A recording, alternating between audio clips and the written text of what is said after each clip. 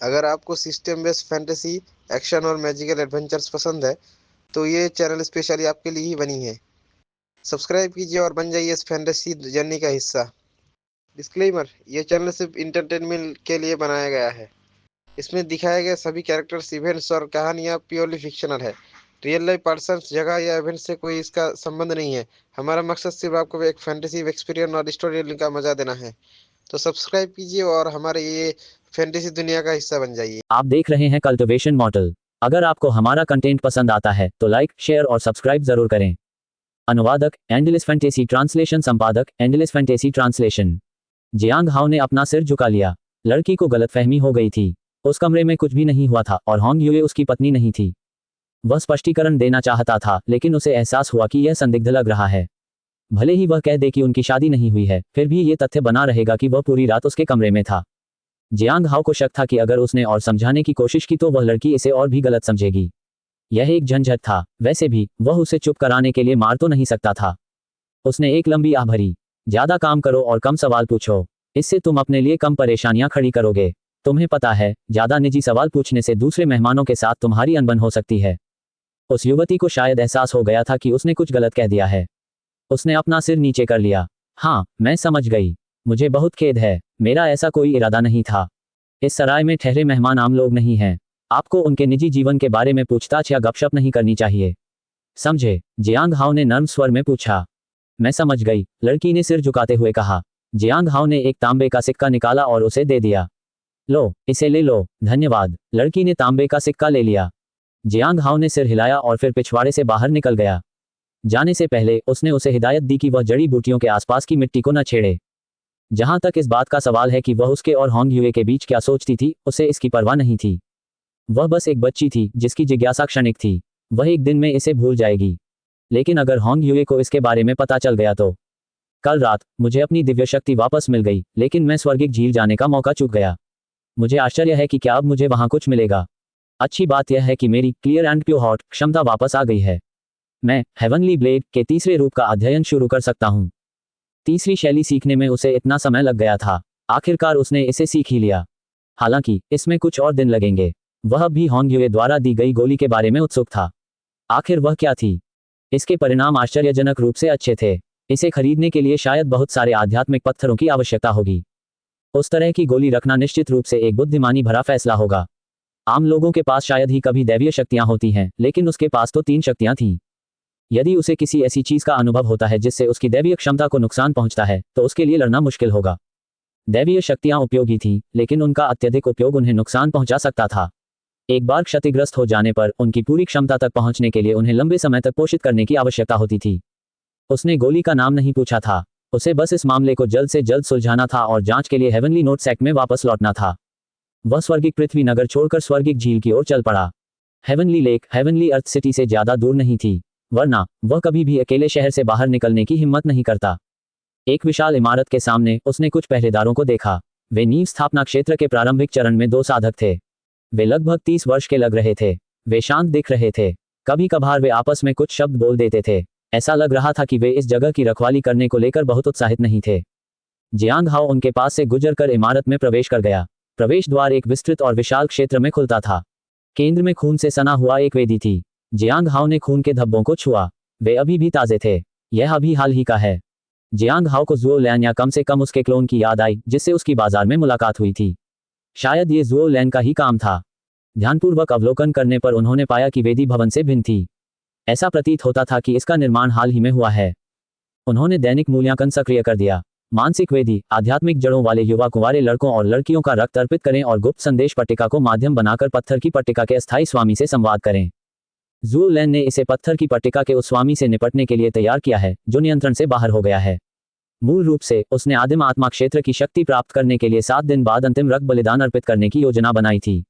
हालांकि फोंग जिन और अन्य लोगों ने उसे बाधित कर दिया, इसलिए उसने 9 दिन बाद वापस आने का फैसला किया। वर्तमान में उसने पहले ही यह निर्धारित कर लिया है कि आप पत्थर की पट्टिका के स्वामी हैं। जियांग हाओ ने चिंता से आह भरी। कुछ और दिन इंतजार करना कोई समस्या नहीं थी, लेकिन तब तक दुश्मन आदिम आत्मा क्षेत्र में पहुंच चुका होगा। मुझे उससे पहले उसे ढूंढना होगा, वरना मैं उसका सामना नहीं कर पाऊंगा। जियांग हाओ वेदी तक गया और उस स्थान को देखा जहां पत्थर की पट्टिका रखी जानी थी। उसने सोचा कि क्या वह भी आदिम आत्मा लोक की शक्ति प्राप्त कर सकता है यदि वह अपनी पत्थर की शिलाओं को वहां रख दे।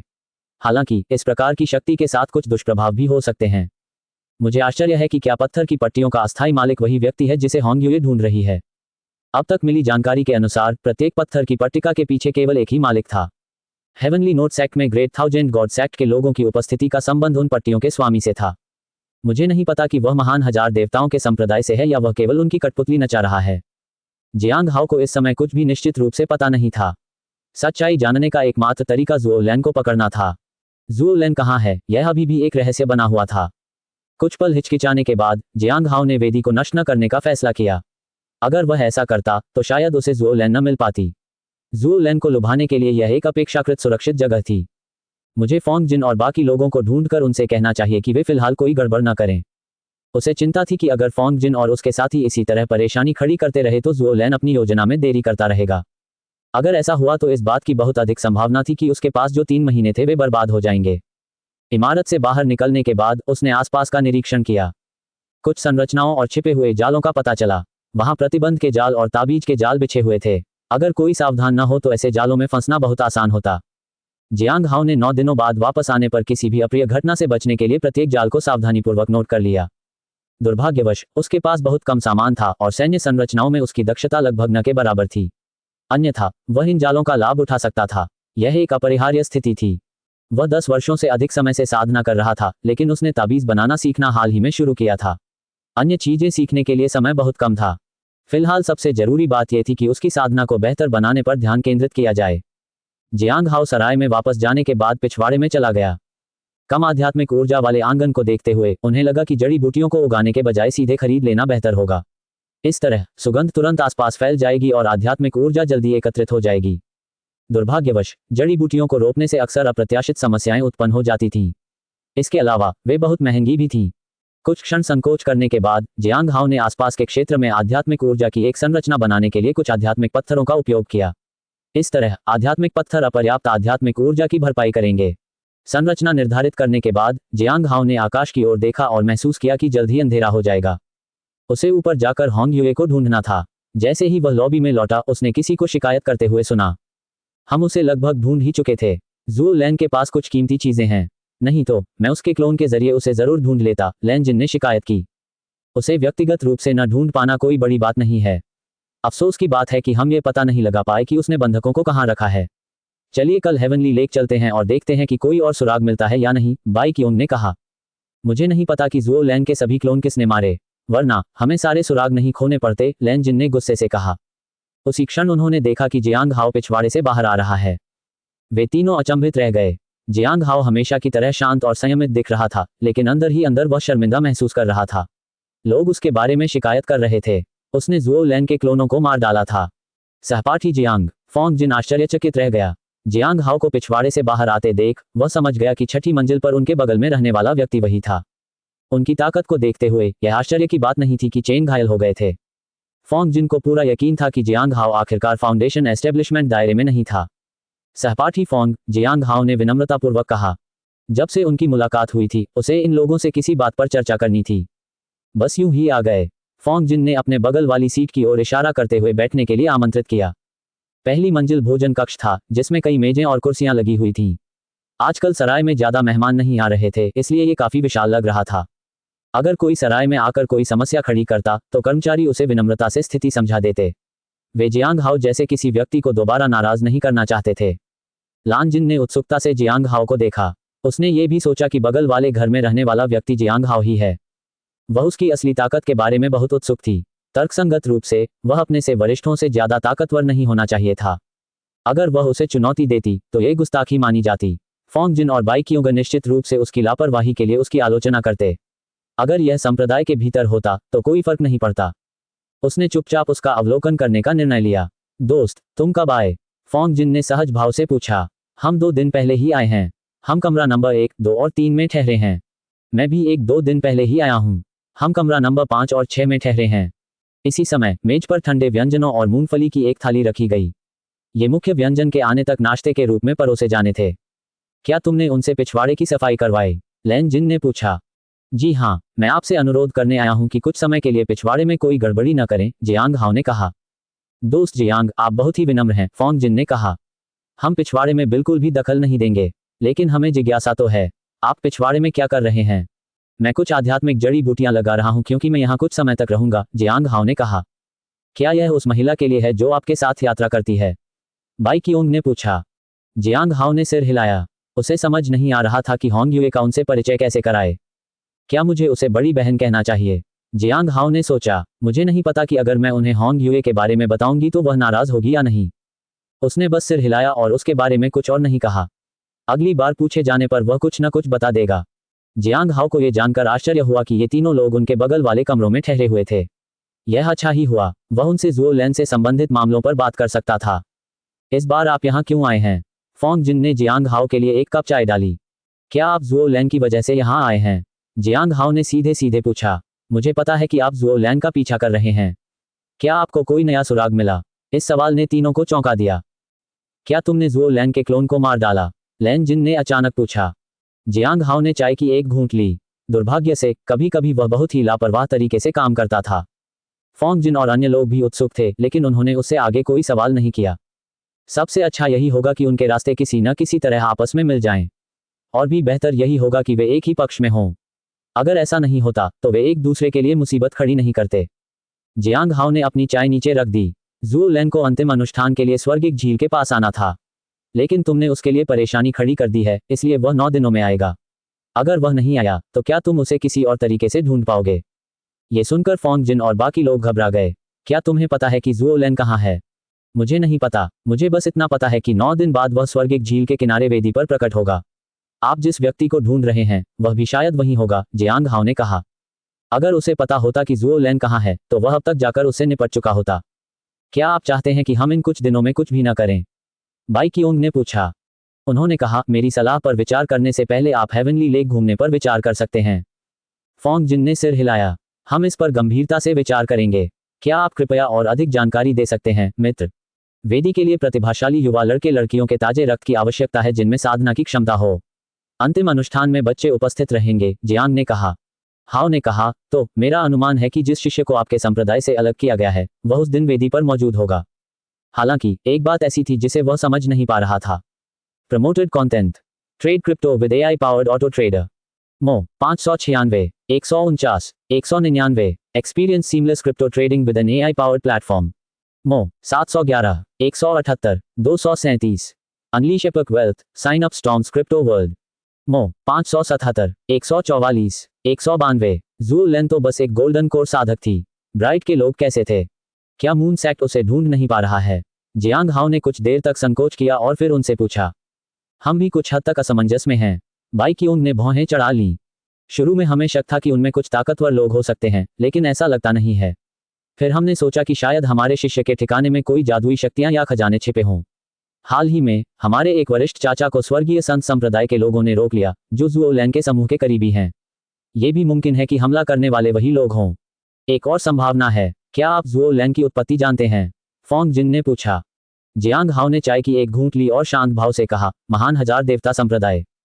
तुम्हारी समझ अच्छी है। उसके क्लोन से सामना होने के बाद हम भी इसी नतीजे पर पहुंचे थे। ये ग्रेट थाउजेंड गॉड सेक्ट का क्लोन होना चाहिए, फोंग जिन ने कहा। Great thousand God sect milky वेसी क्षेत्र में स्थित है।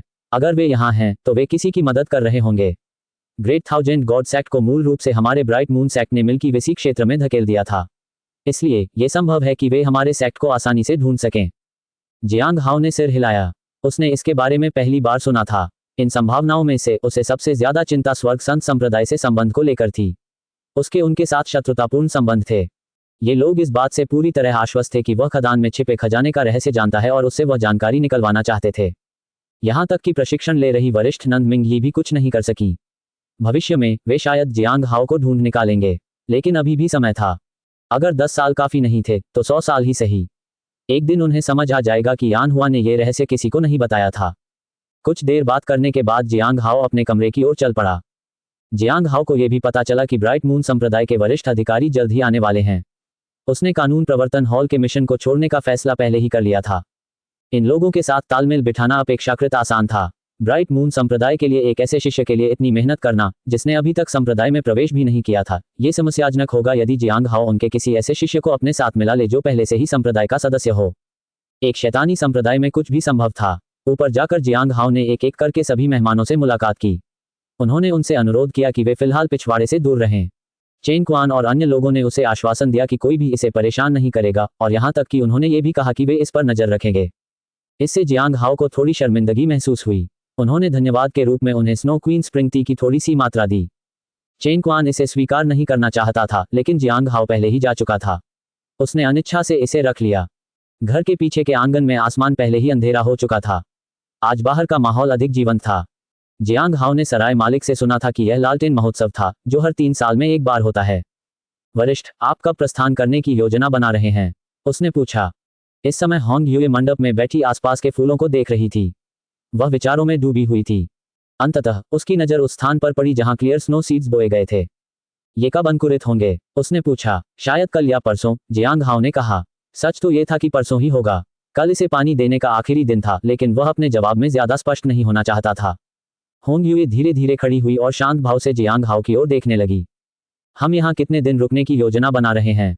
उसने पूछा। कम से कम 9 दिन, जियांग हाओ ने कहा। इन 9 दिनों के दौरान उनका इरादा हेवनली ब्लेड तकनीक के तीसरे रूप का अध्ययन करते हुए सुरागों की तलाश करना था। उसे ज़ुओ लेन से निपटने के लिए अच्छी तरह से तैयार रहने की जरूरत थी। उसकी योजना के अनुसार वह आदिम आत्मा लोक में प्रवेश करने से पहले ही उसे हराना चाहता था। हालांकि कुछ भी कभी योजना के अनुसार नहीं होता, इसलिए उसे एहतियात के तौर पर पर्याप्त तैयारी करने की आवश्यकता थी। होंग यूए ने कुछ नहीं कहा। वह बस बाहर चली गई। वरिष्ठ, क्या आप लालटेन देखने जा रहे हैं? जियांग हाओ ने पीछे पीछे चलते हुए पूछा। होंग यूए ने उसकी तरफ एक नज़र डाली लेकिन चुप रही। जियांग हाओ हैरान रह गया। उसकी निगाहें उसका मजाक उड़ा रही थीं। ऐसा प्रतीत होता था कि होंग यूए के बाहर जाने के कुछ और ही कारण थे। आकाश में तैरते लालटेन देखना उसे बिल्कुल भी पसंद नहीं था। जियांग हाओ ने देखा कि आज रात शहर जगमगा रहा था। लोग चहल पहल में थे, एक दूसरे से बातें कर रहे थे और खूब आनंद ले रहे थे। इससे उसे अपने बचपन की याद आ गई। उसकी सौतेली माँ अपनी कमियों के बावजूद उसे इसी तरह के त्योहारों में अपने साथ ले जाया करती थी। उस समय वह काम करने के लिए बहुत छोटा था, इसलिए उसके पिता उसे अपनी पीठ पर बिठाकर ले जाते थे। उन्हें एक बार आतिशबाजी देखने की घटना याद आई। इसने उनके दिल को गहराई तक झकझोर दिया था। इस यात्रा के दौरान उन्होंने कई ऐसी चीजों का अनुभव किया जिनकी वे कल्पना भी नहीं कर सकते थे यदि वे संप्रदाय के भीतर ही रहते। अपने मन को वश में करने में उसने जो आधा साल बिताया था, वह उसकी यात्रा में हुई प्रगति के मुकाबले कुछ भी नहीं था। उसे यह आभास था कि एक बार जब वह अपनी सौतेली माँ और अपने पिता को पालेगा तो उसकी मानसिक स्थिति में एक और परिवर्तन आएगा। क्या वह उस समय इसे छोड़ पाएगा? उसे नहीं पता था, लेकिन यही कारण था कि उसे ये सब देखने, अनुभव करने और समझने की आवश्यकता थी, क्योंकि यह सब अज्ञात था। संप्रदाय में छिपने से उसकी परिपक्वता में कोई वृद्धि नहीं होती। संसार में स्वयं को लीन करने से ही व्यक्ति उससे ऊपर उठ सकता है। उसी क्षण उसके बगल में एक मधुर पक्षी जैसी आवाज सुनाई दी। क्या आप अक्सर दिवास्वप्न देखते हैं? नहीं, बिल्कुल नहीं। मैं आज रात यहाँ इतने सारे लोग हैं, इसलिए मैं सोच रहा था कि आपको भीड़ में से रास्ता कैसे दिखाऊं, जियांग हाओ ने जल्दी से कहा। यह कोई संयोग नहीं है कि तुम्हारा सामना उस धोखेबाज आत्मा राक्षस से हुआ, होंग यूए ने हंसते हुए कहा। सचमुच, यह कोई संयोग नहीं था, जियांग हाओ ने सोचा। ये स्वर्गीय सुगंधित दाव फूल की वजह से है। जियांग हाओ को लगा कि आत्मा राक्षस को पालने में कोई बुराई नहीं है। वास्तव में अगर उसे कहीं ऐसा कोई और आत्मा राक्षस मिल जाए तो वह उसे भी पाल सकता है। उसकी वंश परंपरा पूरी तरह जागृत होने के बाद वह उसे मुक्त कर देगा। आत्मा राक्षस झूठ से भरा हुआ था। वह किसी दिन जियांग हाओ को मुसीबत में डाल देगा। तुम्हें क्या लगता है कि तुम्हारे और तुम्हारे आध्यात्मिक जानवर के बीच मूलभूत अंतर क्या है? होंग यूए ने सड़क पर चलते हुए पूछा। वह थोड़ा आगे चली गई। सड़क पर बहुत से लोग होने के बावजूद उसके लिए रास्ता हमेशा खाली और खुला रहता था। ऐसा लगता था मानो आसपास के लोग जानबूझकर उनसे बच रहे हों। जियांग हाओ ने इस पर ज्यादा ध्यान नहीं दिया। उसे आश्चर्य नहीं हुआ।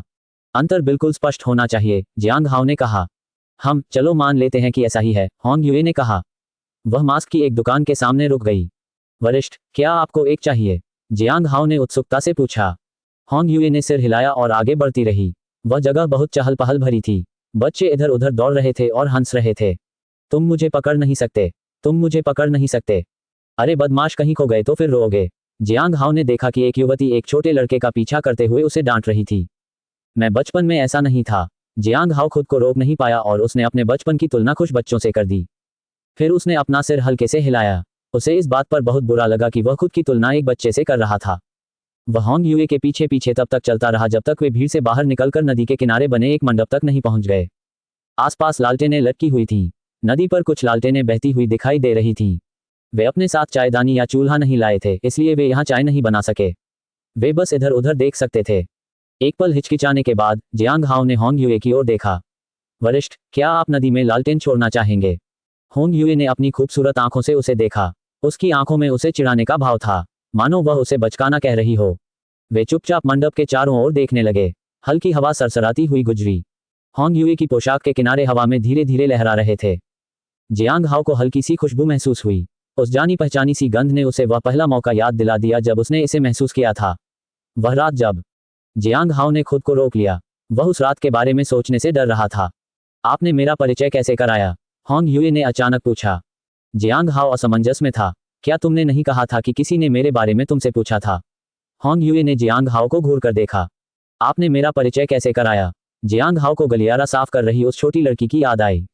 क्या उसे इसके बारे में पता चला? उसे पसीना आने लगा। मैंने अभी तक आपका परिचय नहीं कराया है, जियांग हाओ ने कहा। उसने अभी तक किसी से भी उसके बारे में बात नहीं की थी। तुम इसे कैसे करने की योजना बना रहे हो? होंग यूए की आवाज में ऐसा लग रहा था मानो वह फिर से उसका मजाक उड़ा रही हो। वरिष्ठ, आपके विचार से उचित प्रतिक्रिया क्या होगी? जियांग हाओ ने पूछा। हालांकि उससे पलटकर सवाल करने पर वह चिढ़ गई। उसे एक घुटन भरी शक्ति का एहसास हुआ जो पल भर में पूरे शहर को नष्ट करने में सक्षम प्रतीत होती थी। जियांग हाओ ने जल्दबाजी में बोलना शुरू किया। मैं उनके दोबारा पूछने का इंतजार करूंगा। वह आभा पूरी तरह गायब हो गई।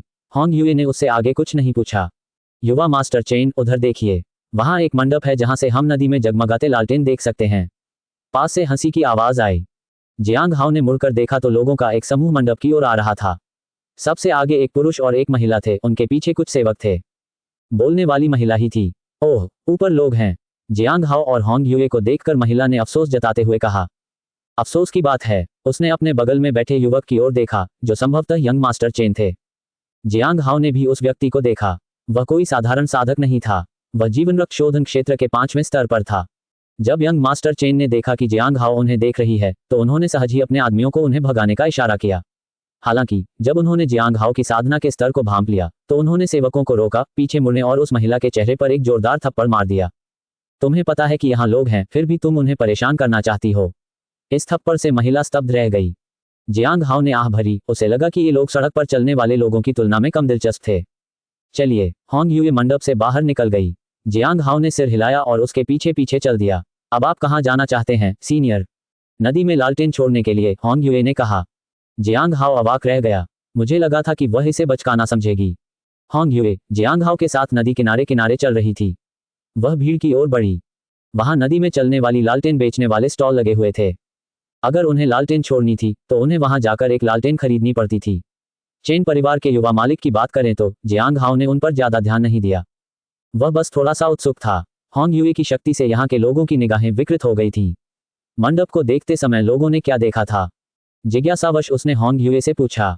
हालांकि होंग यूए ने ठंडी मुस्कान के साथ उसकी ओर देखा और कोई जवाब नहीं दिया। उन्हें बेचैनी महसूस हुई। उनका दिल तेजी से धड़कने लगा। वह नदी के पास पहुंचा और पानी में अपनी परछाई देखी। उसने खुद को सामान्य रूप में देखा। ऐसा लगा जैसे उस पर कोई असर नहीं पड़ा हो। जियांग हाओ होंग यूए को समझ नहीं पा रहा था। उसे यह नहीं पता था कि वह दूसरों की नजरों में अपना रूप कैसे बदल लेती थी, जबकि असल में वह जैसी थी वैसी ही बनी रहती थी। लेकिन इससे कोई फर्क नहीं पड़ा। कम से कम वह सुरक्षित तो था। उसके पास अभी भी बहुत काम थे। जब तक वह सावधानी बरतता तब तक कोई गंभीर परिणाम नहीं होने चाहिए थे।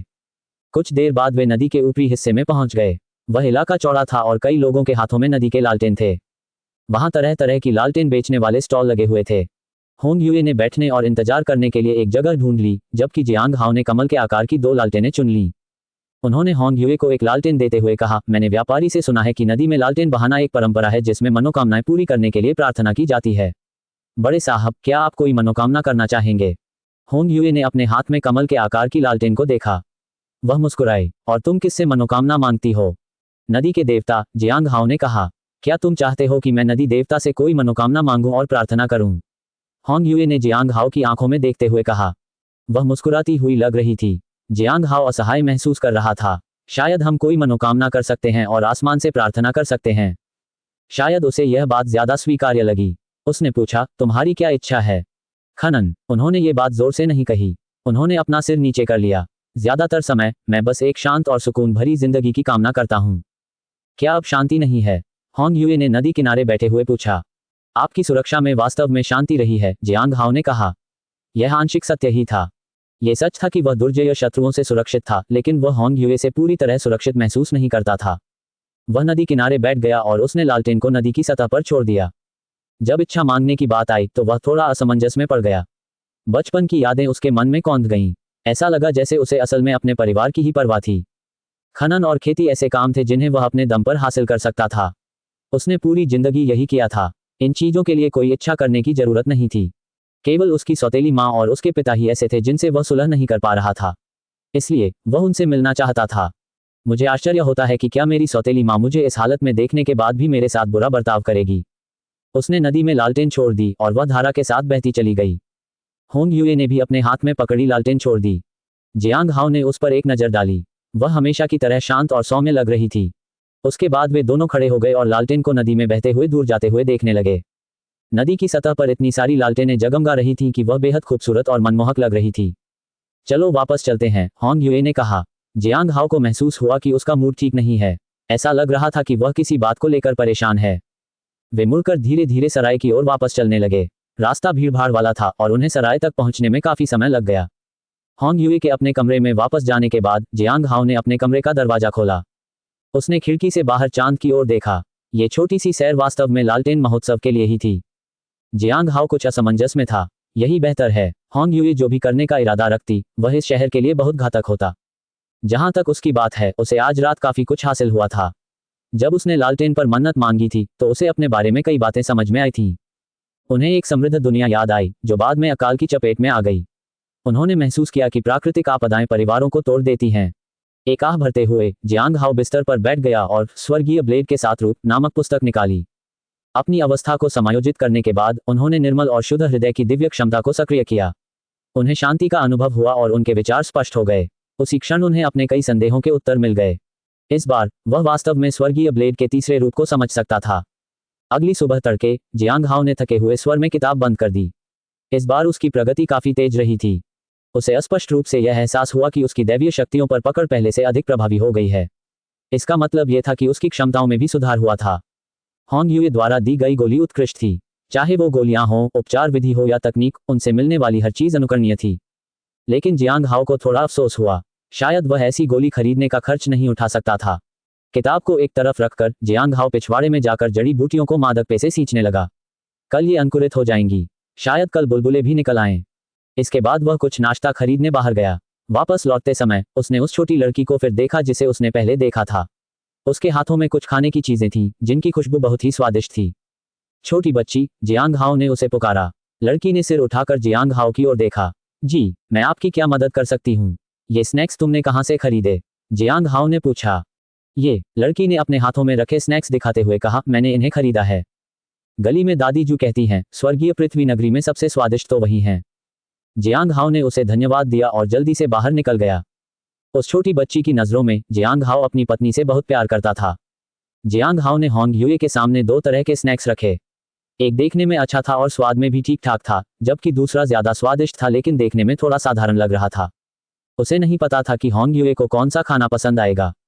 इसके बाद जियांग हाओ ताबीज बनाने के लिए अपने कमरे में लौट गया। उसने सुबह ताबीज बनाए और दोपहर में जुओ लैन के साथ मिलकर मामले की जांच की ताकि कोई और सुराग मिल सके। अगले दिन पिछवाड़े से एक मनमोहक खुशबू आए और सराय में मौजूद सभी लोग आश्चर्यचकित रह गए। महज उसकी एक हल्की सी महक से ही सब तरोताजा और शांत मन से भर गए। जियांग हाओ पिछवाड़े में गया और उसने दो हरे बुलबुले देखे। उसे थोड़ी निराशा हुई। स्पिरिट स्वॉर्ड जोड़े एक। स्पिरिट स्वॉर्ड जोड़े एक। इन्हें केवल 14 स्पिरिट स्टोन में ही बेचा जा सकता था। क्लियर स्नो, मुझे उम्मीद नहीं थी कि वह ऐसा कुछ लगाएगा, बाई की ने कहा। पिछले दिन वे स्वर्गिक झील गए थे और वहां उन्हें यह पता चला था कि मानसिक वेदी। उन्होंने जियांग हाओ की सलाह मानने और दुश्मन को सचेत किए बिना कुछ दिनों तक गुप्त रूप से जांच करने का फैसला किया। इस आध्यात्मिक जड़ी बूटी को उगाना आसान नहीं है। शायद उन्होंने इसे अस्थायी रूप से ही लगाया होगा, फोंग जिन ने प्रशंसा करते हुए कहा। वह जियांग हाओ की इस क्षमता की प्रशंसा करता था कि वह दुश्मन का पीछा करते हुए भी आध्यात्मिक जड़ी बूटियों की देखभाल कर सकता था। उसके बाद उन्होंने इस पर ज्यादा ध्यान नहीं दिया। क्लियर स्नो के अंकुरण के बाद से जियांग हाओ ने अपने तावीज पिछवाड़े में बनाए। उनका मानना था कि इन जड़ी बूटियों से सफलता की दर बढ़ेगी, लेकिन उन्हें यह देखकर आश्चर्य हुआ कि उनकी सफलता दर कम हो गई थी। होंग यूए का उस पर असर पड़ रहा था। उसकी मानसिक स्थिति अस्थिर थी, जो एक कारण था। दूसरा कारण यह था कि उसके लगातार भयावह आभामंडल के कारण उसके लिए किसी और चीज पर ध्यान केंद्रित करना मुश्किल हो जाता था। आप देख रहे हैं कल्टिवेशन मॉडल। अगर आपको हमारा कंटेंट पसंद आता है तो लाइक, शेयर और सब्सक्राइब जरूर करें। सैद्धांतिक रूप से जब तक जियांग हाओ होंग यूए की ओर नहीं देखता तब तक उसका हृदय और मन शांत रहेगा। हालांकि उसके करीब रहने का कुछ असर तो फिर भी होता ही था। होंग यूए ने सहज रूप से अपनी आभा का संचार किया। ये बहुत सूक्ष्म थी लेकिन मौजूद थी। जब भी वह खोई खोई सी रहती थी तो ये हमेशा मौजूद रहता था और जियांग हाओ को भी प्रभावित करता था जब वह वहां बैठकर अपने ताबीज बनाने की कोशिश कर रहा होता था। वह असहाय था और उसने अपने कमरे में वापस जाने का फैसला किया। ताबीज बनाने के अलावा वह अपना अधिकांश समय पिछवाड़े में बिताता था। जियांग हाओ को मुख्य रूप से इस बात की चिंता थी कि कोई होंग यूए से टकरा न जाए और उसे इस बात का कोई अंदाजा नहीं था कि अगर वह वहां नहीं होता तो क्या होता। उसके लिए होंग यूए एक भयावह अस्तित्व थी जो किसी भी समय क्रोध में फट सकती थी, लेकिन अन्य लोग इससे अनजान थे। एक बार उकसाए जाने पर पूरी सराय तबाह हो सकती थी। दुनिया में अज्ञानी और अहंकारी लोगों की कमी नहीं थी। कोई भी उसे गुस्सा दिला सकता था। इसीलिए जियांग हाओ को पिछवाड़े में होने पर चिंता होती थी जब वह उसके साथ नहीं होता था। होंग यूए दिन इसी तरह बीतते गए। अंततः वह दिन नजदीक आ रहा था जब ज़ुओ लैन अपना अनुष्ठान करेगा। ये कल था। पिछले कुछ दिनों के दौरान जियांग हाओ होंग यूए के साथ पिछवाड़े में गया, दोपहर में ताबीज बनाए और ज़ुओ लैन के बारे में और सुराग खोजने के लिए बाहर जाकर जांच पड़ताल की। शाम को वह कुछ नाश्ता लेकर आया। रात के समय वह स्वर्गीय तलवार के तीसरे रूप उल्का तकनीक का अध्ययन करने पर ध्यान केंद्रित करता था। उसने कल रात ही इसे पूरी तरह समझा था। इसमें अपार शक्ति थी लेकिन उसने अभी तक इसका परीक्षण नहीं किया था। इसे नियंत्रित करना कुछ मुश्किल था। दुर्भाग्यवश उनके पास और समय नहीं था, अन्यथा वे कम से कम इसका अधिक प्रभावी ढंग से उपयोग करने की क्षमता को समझ लेते। लगता है तुम कुछ ज्यादा ही सोच रहे हो, होंग यूए ने कहा। पिछवाड़े में जियांग हाओ स्नोक्लियर जड़ी बूटियों की देखभाल कर रहा था। उसकी देखरेख में कभी कभी सफेद बुलबुले फूटते थे। इससे उसका मनोबल बढ़ता था। हालांकि वह होंग यूए के सामने बुलबुले सोखना नहीं चाहता था, इसलिए उसने ज्यादा बुलबुले इकट्ठा नहीं किए। होंग यूए को उस अनाम गुप्त नियमावली की जानकारी थी, इसलिए हो सकता है कि उसे कुछ पता चल जाए। लेकिन जियांग हाओ उसकी बातों से हैरान था। ज्यादा सोच रहे हो। आप बहुत सतर्क हैं, होंग यूए ने आगे कहा। मैं ठीक हूं, जियांग हाओ ने कहा। हालांकि वह ठीक से नहीं जानता था कि उसका क्या मतलब था, लेकिन वह हमेशा से इसी तरह जीता आया था। उसकी ताकत कभी भी पर्याप्त नहीं थी, इसलिए उसे बहुत सावधान रहना पड़ता था, खासकर इसलिए क्योंकि वह एक राक्षसी संप्रदाय में था। होंग यूए ने जियांग हाओ की ओर देखा और मुस्कुराए। पिछले कुछ दिनों से क्या आप इस बात से चिंतित थे कि कहीं दूसरे मुझे नाराज न कर दें? ओह, उसका यही मतलब है। जियांग हाओ ने सिर हिलाया। मुझे डर था कि कहीं दूसरे लोग आपकी शांति भंग न कर दें। क्या सच में? होंग यूए ने जियांग हाओ की ओर देखा। तो मान लेते हैं कि आप यही सोच रहे थे। उसी क्षण उसने मेज पर रखी चायदानी पर नजर डाली। चलो चाय बदल देते हैं। मैंने इसे अभी अभी बनाया है, जियांग हाओ ने कहा। स्नो क्वीन स्प्रिंग चाय काफी महंगी भी थी। उसे लगा कि चाय को फेंक देना कुछ हद तक फिजूल खर्ची होगी। अपने पास मौजूद सबसे अच्छी चाय की पत्तियां निकालो और उन्हें उबाल लो। होंग यूए ने चाय को झाड़ियों में डाल दिया। सबसे अच्छी चाय। जियांग हाओ के दिमाग में तुरंत रेड एज्योर चाय का ख्याल आया। उसने उसे यह नहीं बताया था कि उसने इसे पहले ही खरीद लिया है। जियांग हाओ को डर था कि कहीं वह इसे बहुत जल्दी खत्म न कर दे और उसे उम्मीद करे कि वह उन स्पिरिट स्टोन से और भी खरीदे जो उसने दूसरी चीजों के लिए बचा कर रखे थे। उसे नहीं पता था कि उसे कैसे पता चला। बेबसी में उसने रेड एज्योर चाय निकाली। क्या आप भ्रमित हैं? होंग यूए मुस्कुराए। स्वर्गीय पृथ्वी नगरी कोई बहुत बड़ा शहर नहीं है। यहाँ सराय में ज्यादा लोग नहीं ठहरते। लाल नीले रंग की चाय बहुत महंगी है और इसे किसी अनमोल खजाने की तरह माना जाता है। अगर कोई इसे खरीद लेता है तो यहाँ के लोगों के लिए यह एक बड़ी खबर बन जाती है। होंग यूए ने जियांग हाओ की ओर देखा और उसकी आंखों में शरारत भरी चमक आ गई। इस पूरे स्वर्गिक पृथ्वी नगरी में भला कौन ऐसी चीज खरीदेगा? जियांग हाओ को एहसास हुआ कि उससे कुछ भी छिपाने की सोचना मूर्खता थी। वह कह सकता था कि उसके पास वह चीज नहीं है। क्या तुम्हें लगता है कि तुम ये कहकर बच जाओगे कि तुमने इसे खरीदा ही नहीं? होंग यूए ने चाय का प्याला उठाया और उसे सूंघा। रेड एज्योर चाय की खुशबू उसके साथ रखी किसी भी चाय की पत्तियों पर हल्का असर डाल सकती है। तुमने स्नो क्वीन स्प्रिंग चाय को रेड एज्योर चाय के ठीक बगल में रख दिया था, है ना? जियांग हाओ आह भरे बिना नहीं रह सका। उसे चाय के बारे में अपने ज्ञान को अपडेट रखना जरूरी था। उस समय चाय से रेड एज्योर चाय की खुशबू फैल गई। ये बहुत ही ताजगी भरी थी। होंग यूए के लिए एक कप पानी डालने के बाद जियांग हाओ बैठ गया और अपने लिए भी एक कप पानी डाला। जियांग हाओ ने इस चाय पर 9300 स्पिरिट स्टोन खर्च किए थे। वह एक कप पीना चाहता था। चाय की खुशबू हवा में फैल गई। सराय में मौजूद कई लोगों को भी इसकी महक महसूस हुई। यहाँ तक कि फोंग जिन और दोनों महिलाएं भी चाय की तेज सुगंध से आश्चर्यचकित रह गईं। रेड एज्योर चाय, लैन जिन ने हैरानी से कहा। मैंने इसे पहले केवल हमारे गुरु को बनाते हुए देखा है। ऐसी चाय यहाँ कौन लाया? खुशबू पिछवाड़े से आ रही थी। बाई कियोंग ने आश्चर्य से कहा। ये कौन है? मुझे नहीं पता इसका स्वाद कैसा होगा, फोंग जिन ने कुछ भावुकता के साथ कहा। मैं चाय की खुशबू का फायदा उठाकर दूसरी मंजिल पर खेती करूंगा।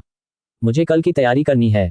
कल उस अनुष्ठान का दिन था जिसका जिक्र जियांग हाओ ने किया था और जुओ लैन भी वहां मौजूद होगी। हो सकता है कि कल उन्हें खोया हुआ शिष्य मिल जाए। जियांग हाओ ने एक कप चाय पी और उसमें व्याप्त आध्यात्मिक ऊर्जा का अनुभव किया। चाय मधुर और सौम्य थी और इसने तुरंत उसके पूरे शरीर को तरोताजा कर दिया। इससे वह बेहद प्रसन्न हुआ। सहज ही उसने स्वर्गीय तलवार के तीसरे रूप का अभ्यास शुरू कर दिया, जिसे वह अभी तक पूरी तरह से समझ नहीं पाया था। इस बार शक्ति का प्रवाह सुचारू था, मानो रेड एज्योर चाय द्वारा लाई गई आध्यात्मिक ऊर्जा उसकी सहायता कर रही हो। जियांग हाओ को ऐसा महसूस हो रहा था मानो वह अपने हाथ में एक तलवार पकड़े हुए हो और उल्कापिंड तकनीक का उपयोग करके उसे चारों ओर घुमा रहा हो। शक्ति उसके शरीर में प्रवाहित होने लगी और तकनीक उसके दिमाग में आकार लेने लगी। अभ्यास करते करते जियांग हाओ को महसूस हुआ कि तीसरे रूप में महारत हासिल करने की उनकी प्रगति तेज हो रही है। उन्होंने पहले और दूसरे रूप का अभ्यास भी शुरू कर दिया। कुछ समय तक उसने तीनों तरह की चालों का अभ्यास किया। समय बीतता गया और रेड एज्योर चाय के विशेष प्रभाव धीरे धीरे फीके पड़ते गए। सुखद और ताजगी भरा एहसास धीरे धीरे खत्म हो गया, लेकिन जियांग हाओ को स्वर्गीय ब्लेड के तीनों रूपों की जानकारी मिल चुकी थी। जब उसने दोबारा आंखें खोली तो सूरज ठीक उसके सिर के ऊपर था। ऐसा लगा जैसे समय बीता ही ना हो। क्या अभी भी दोपहर है? उसने पूछा। अगले दिन दोपहर को, होंग युए ने कहा। क्या? जियांग हाओ चौंक गया। आज ही के दिन जुओ लैन शादी के मंडप में आने वाली थी। हालांकि उसे पता था कि जुओ लैन आज कोई कदम उठाएगी, लेकिन उसे समय का पक्का पता नहीं था। ये सुबह भी हो सकता था और शाम को भी। जियांग हाओ सुबह का समय पहले ही गंवा चुका था। उसने कीमती समय बर्बाद कर दिया था। वरिष्ठ, हमें चलना चाहिए, उसने कहा। इस बार उनके पास जुओ लैन के बारे में सटीक जानकारी थी। होंग युए को पत्थर की शिला जल्द से जल्द चाहिए थी, इसलिए वह जरूर जाएगी। जैसे ही होंग युए खड़ी हुई, जियांग हाओ ने चायदानी उठाई और उसके अंदर रखी चाय की पत्तियों को देखा और मिट्टी को पोषण देने के लिए उनका उपयोग करने के बारे में सोचने लगा। एक प्याला पीने से स्वर्गीय ब्लेड के बारे में उसकी समझ में काफी वृद्धि हुई। अब वह तीसरे रूप का स्वतंत्र रूप से उपयोग कर सकता था। उसने सोचा कि क्या अगली बार भी इसका ऐसा ही प्रभाव होगा। कुछ देर बाद उसने अपनी दैवीय क्षमताओं और अपनी कलाई पर रखे सुरक्षा कवच में संग्रहित हमलों की जांच की। जियांग हाओ और होंग युए ने सराय छोड़ दी। जंगल में पेड़ों की पत्तियों से सूरज की रोशनी छनकर आ रही थी। जियांग हाओ और होंग युए पेड़ के नीचे खड़े होकर दूर स्थित एक इमारत को देख रहे थे। वहीं पर वेदी स्थित थी। अंदर का नजारा दिखाने वाली एक खिड़की थी, लेकिन अभी तक किसी भी गतिविधि का कोई संकेत नहीं मिला था। हमें शाम तक इंतजार करना पड़ सकता है, जियांग हाओ ने कहा। होंग युए उछलकर पेड़ की एक शाखा पर बैठ गई। ये बहुत ही स्पष्ट था और जियांग हाओ उसे चेतावनी देना चाहता था कि वह ध्यान आकर्षित न करे। हालांकि वह ये बात जोर से कहने की हिम्मत नहीं कर पाया। उसका पेड़ की डाल पर बैठना स्वाभाविक था। इस तरह कोई उसे देख भी नहीं पाएगा। रात में आकाश से चांदनी छलकती हुई घोर अंधेरे जंगल को चांदी की चादर से ढक देती थी। जियांग हाओ ने चांदनी की ओर देखा, फिर वेदी की दिशा में देखा। उसने देखा कि चांदनी में वेदी से हल्की सी रोशनी निकल रही थी। ऐसा लग रहा था कि शक्ति सक्रिय हो रही थी, लेकिन अभी भी पर्याप्त शक्तिशाली नहीं थी। उसी क्षण उसे महसूस हुआ कि कोई वेदी की ओर आ रहा है। वह यहाँ है। होंग युए एक पेड़ की शाखा पर बैठी दूर तक निहार रही थी। जियांग हाओ पेड़ के नीचे खड़ा था। उसे महसूस हुआ कि होंग युए अंधेरे में मंडराती लाल परछाई से संबंधित है। यह एक भयावह विचार था। जियांग हाओ ने होंग युए पर ध्यान नहीं दिया, बल्कि इमारत की दिशा पर ध्यान केंद्रित किया। उसकी अपनी स्थिति कुछ हद तक ध्यान आकर्षित करने वाली थी, लेकिन होंग युए के पेड़ की शाखा पर बैठे होने के कारण उसे ऐसा महसूस हुआ कि पेड़ के नीचे खड़े होने पर किसी का ध्यान उस पर नहीं जाएगा। अन्य बातों के बारे में बात करें तो जियांग हाओ ने प्रारंभिक अवलोकन किया था और अभी तक उसे फोंग जिन और अन्य लोग नहीं मिले थे। उसे नहीं पता था कि वे कहाँ छिपे हुए हैं। सभ्य व्यवहार करें और खुद को कष्ट से बचाएं। इमारत के सामने 4 वयस्क पुरुष काले हुड पहने बच्चों के एक समूह को ले जा रहे थे। जियांग हाओ उन्हें ध्यान से देख रहा था। 9 बच्चे और 5 वयस्क। 5 वयस्कों में से 4 अंगरक्षक थे, जबकि 5वां व्यक्ति पीछे चल रहा था। आगे चल रहे चारों व्यक्ति गोल्डन कोर दायरे के विभिन्न चरणों में थे। पीछे वाला व्यक्ति गोल्डन कोर दायरे के चरम चरण में था, लेकिन उसकी आभा अजीब थी। वे मजबूत हैं। जियांग हाओ हैरान रह गया। वे पांचों लोग बहुत शक्तिशाली थे। उसने अनुमान लगाया कि पीछे चल रहा व्यक्ति जुओ लैन ही होगा, लेकिन क्या वह अभी भी क्लोन है? उसका असली शरीर कहाँ है? जियांग हाओ ने पेड़ की शाखा पर बैठी महिला की ओर देखते हुए कहा। आपको मुझसे पूछने की जरूरत नहीं है। अपने फैसले खुद लें और जो करना है वो करें। मैं दखल नहीं दूंगी, होंग युए ने कहा। जियांग हाओ को उसकी प्रतिक्रिया पर आश्चर्य नहीं हुआ। यदि गोल्डन कोर के साधकों को भी होंग युए से कार्रवाई करवाने की आवश्यकता होती, तो किसी को साथ लाने की कोई आवश्यकता नहीं होती। सामने वाले चारों क्लोन नहीं हैं, लेकिन मुझे 5 में से कोई मानसिक जुड़ाव महसूस नहीं हो रहा। इसका मतलब है कि जुओ लैन कहीं छिपा हुआ है और वह वाकई एक क्लोन है। क्या वह अंतिम शक्ति के प्रकट होने का इंतजार करेगा? क्या उस समय तक मेरे पास कुछ करने का समय होगा? यह एक कठिन लड़ाई होने वाली थी, क्योंकि अधिकांश वयस्क गोल्डन कोर दायरे में थे। हालांकि वह एक चुनौतीपूर्ण लड़ाई की उम्मीद कर रहा था, लेकिन दुश्मन को एक ही प्रहार में कुचल देना ही सबसे अच्छा होगा। अचेतन रूप से उसने अपनी भौं को छुआ। उसकी दैवीय क्षमता में कोई समस्या नहीं थी। छिपी हुई आत्मा की पुनः प्रकट होने की क्षमता आज रात उसका सबसे बड़ा तुरुप का पत्ता साबित होगी। ज़ू लैन को हरा पाना उसकी इस क्षमता पर निर्भर करेगा। 9 बच्चों को वेदी के किनारे ले जाया गया। उनके सिर काले हुड से ढके हुए थे, इसलिए जियांग हाओ को यकीन नहीं था कि उनमें कोई लड़की भी है या नहीं। सभी ने एक जैसे कपड़े पहने हुए थे। ऐसा प्रतीत होता था कि ब्राइट मून संप्रदाय का शिष्य भी एक गरीब परिवार से था। स्थिर खड़े रहो, हिलना मत, अगर तुमने संघर्ष किया तो मर जाओगे, एक आदमी ने बच्चे को लात मारते हुए कहा। दूर से जियांग हाओ ने बच्चों के डर से सिसकने की आवाज सुनी। वह चुपचाप इंतजार करता रहा। बच्चों को बांधने के बाद एक आदमी ने चाकू निकाला और उनकी कलाई काटने की कोशिश की। जियांग हाओ ने दूर से तलवार की रोशनी चमकती हुई देखी। तुम शैतानी संप्रदाय के नीच लोग हो। वह लैन जिन थी। जियांग हाओ शांत रहा और दूर से चुपचाप देखता रहा। राक्षसी संप्रदायों की बदनामी थी। यहां तक कि हेवनली नोट संप्रदाय भी अपने कृत्यों के लिए कुख्यात था। यही एक कारण था कि जियांग हाओ जल्द से जल्द अपना नाम साफ करना चाहता था। हेवनली नोट संप्रदाय का नाम लेकर अन्य स्थानों पर जाना काफी जोखिम भरा था। हेवनली नोट संप्रदाय छोटा संप्रदाय नहीं था, लेकिन उतना महान भी नहीं था। अगर यह क्लियर स्काई स्कूल जितना बड़ा होता तो कहीं बेहतर होता। बूम, लान जिन ने कार्रवाई की। इमारत के पास स्थित 2 अन्य स्थानों से अचानक हमले हुए। तो पहला वाला तो धोखा था, जियांग हाओ ने सोचा। फोंग जिन ने गोल्डन कोर क्षेत्र के एक साधक को घायल कर दिया था। हालांकि यह गंभीर चोट नहीं थी, फिर भी इससे फोंग जिन को लड़ाई में फायदा मिला। बाई कियोंग के लिए स्थिति कहीं बेहतर थी। ऐसा प्रतीत होता था कि स्वर्णिम स्तर की साधना करने वाली वह साधिका उसका मुकाबला नहीं कर सकती थी। ज़ू लैन के समूह में गोल्डन कोर दायरे के चरम चरण में 1 से अधिक साधक थे। इस समय ज़ू लैन स्वयं बच्चों की छुरी काट रहा था। जियांग हाओ बिना कोई कार्रवाई किए देखता रहा। ज़ू लैन का असली रूप अभी तक प्रकट नहीं हुआ था, इसलिए वह अधीर नहीं हो सकता था। अगर असली ज़ू लैन प्रकट नहीं होता तो उसे यहाँ पत्थर की शिला नहीं मिलती। बूम, युद्ध के बाद हुए विस्फोट से इमारत हिल गई और पूरी वेदी चांदनी के संपर्क में आ गई। फोंग जिन ने सक्रिय वेदी को अधीरता से देखा। वह समझ नहीं पा रहा था कि ज़ू लैन क्या करने वाली है। गोल्डन कोर दायरे के शिखर पर बैठा व्यक्ति डटा रहा। इस प्रतिद्वंद्वी को हराना मुश्किल नहीं था, लेकिन इसमें काफी समय लगेगा। उसके पास समय बर्बाद करने का समय नहीं था। 2 प्रारंभिक स्तर के गोल्डन कोर क्षेत्र के साधकों से लड़ रही लान जिन ने मदद के लिए पुकारा। वह अकेली ही उनसे लड़ रही थी, इसलिए उसकी स्थिति प्रतिकूल थी। हालांकि उसके पास असाधारण ताकत और शक्तिशाली खजाने थे, लेकिन उसमें युद्ध का अनुभव नहीं था। बहन, घबराओ मत, वे तुम्हारे मुकाबले के नहीं हैं। अपना मन शांत रखो और उनकी चालों का विश्लेषण करो। शरीर और तलवार चलाने की उन तकनीकों के बारे में सोचो जो तुम्हें आती हैं। उनका इस्तेमाल करो और तुम उन दोनों को आसानी से हरा दोगी। वे ताकतवर नहीं हैं, फोंग जिन ने उससे कहा। शक्तिशाली नहीं, स्वर्ण कोर क्षेत्र के प्रारंभिक चरण के एक साधक ने हंसते हुए कहा। इस छोटी लड़की से निपटने के लिए कुछ बच्चे ही काफी होंगे। वे जानते थे कि अगर वह उनके हमलों की आदी हो गई तो वे खतरे में पड़ जाएंगे। उसकी आध्यात्मिक तलवार बहुत शक्तिशाली थी। बहन, थोड़ी देर और रुक जाओ। बाई कियोंग ने अपनी जादुई मुहर लगाई और अपनी तकनीकों की शक्ति से दुश्मन को दबा दिया। उसने बिजली को नियंत्रित किया और बिजली की रोशनी कई तलवारों की तरह चारों दिशाओं से फैल गई। हालांकि इससे वेदी पर कोई असर नहीं पड़ा। फोंग जिन कुछ असमंजस में था। उसने अभी तक जियांग हाओ को कहीं नहीं देखा था। उसे नहीं पता था कि जियांग हाओ कहीं छिपा हुआ है या फिर वह आया ही नहीं है। उज्ज्वल चंद्रमा संप्रदाय के लोग कोई खास नहीं हैं। ज़ू लैन ने वेदी से फोंग जिन की ओर देखा। मैंने अन्य उपाय भी तैयार किए थे, लेकिन लगता है उनकी आवश्यकता नहीं पड़ेगी। ज़ू लैन, क्या तुम जानती हो कि तुम्हारे द्वारा बंदी बनाए गए शिष्यों में से एक हमारे संप्रदाय का शिष्य है? फोंग जिन ने पूछा। उसकी मुट्ठी तलवार पर कस गई और इससे गोल्डन कोर दायरे के उस साधक पर और भी अधिक दबाव पड़ा जिससे वह लड़ रहा था। मुझे पता है, इससे क्या फर्क पड़ता है? तुम मेरा क्या बिगाड़ सकते हो? ज़ू लैन ने कहा। मैंने सुना है कि हेवनली नोट सेक्ट भी उसे अगवा करने की योजना बना रहा है। अगर मैं उसे उन्हें बेच दूं तो मुझे अच्छी खासी मात्रा में स्पिरिट स्टोन मिलेंगे, है ना? ज़ू लैन ने वेदी को सक्रिय किया। मुझे लगता है कि हेवनली नोट सेक्ट द्वारा तुम्हें ब्लैकमेल किया जाएगा और मार डाला जाएगा, लैन जिन ने कहा।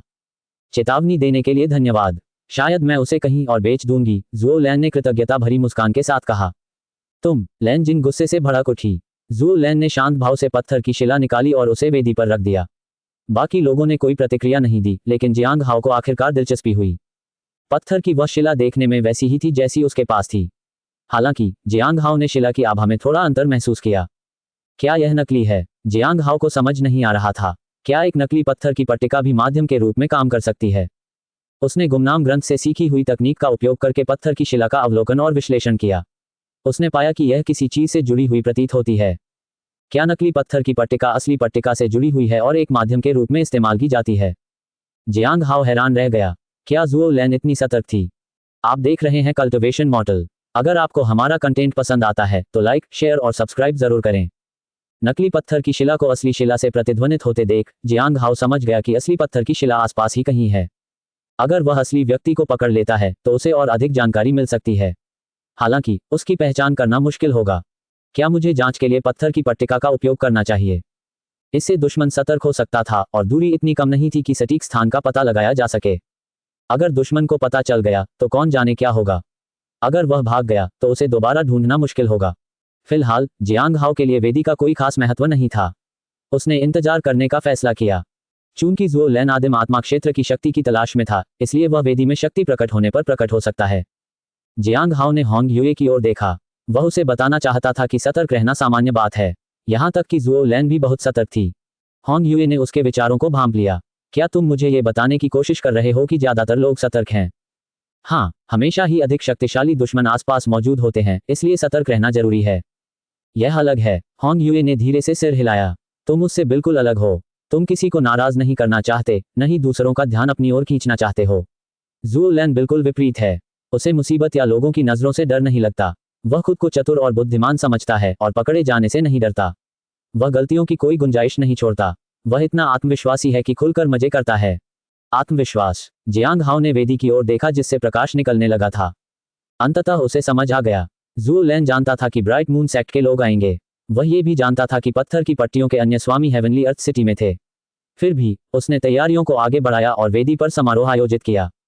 उसने फोंग जिन और अन्य लोगों को सफलतापूर्वक रोक लिया और उनकी नाक के नीचे ही अपनी अंतिम योजना को अंजाम दिया। उसने सारी तैयारियां पहले ही कर ली थीं। सतर्क रहने के साथ साथ उनमें आत्मविश्वास भी काफी दिखाई देता था। ये समझते हुए जियांग हाओ ने भविष्य में अपनी साधना को बेहतर बनाने के लिए और अधिक मेहनत करने का फैसला किया। बूम! फोंग जिन लगातार शक्तिशाली मंत्रों का प्रयोग करते हुए आसपास के क्षेत्र पर बमबारी करता रहा। उसने देखा कि वेदी पूरी तरह से सक्रिय हो गई है और उसके भीतर एक अत्यंत शक्तिशाली ऊर्जा एकत्रित हो रही है।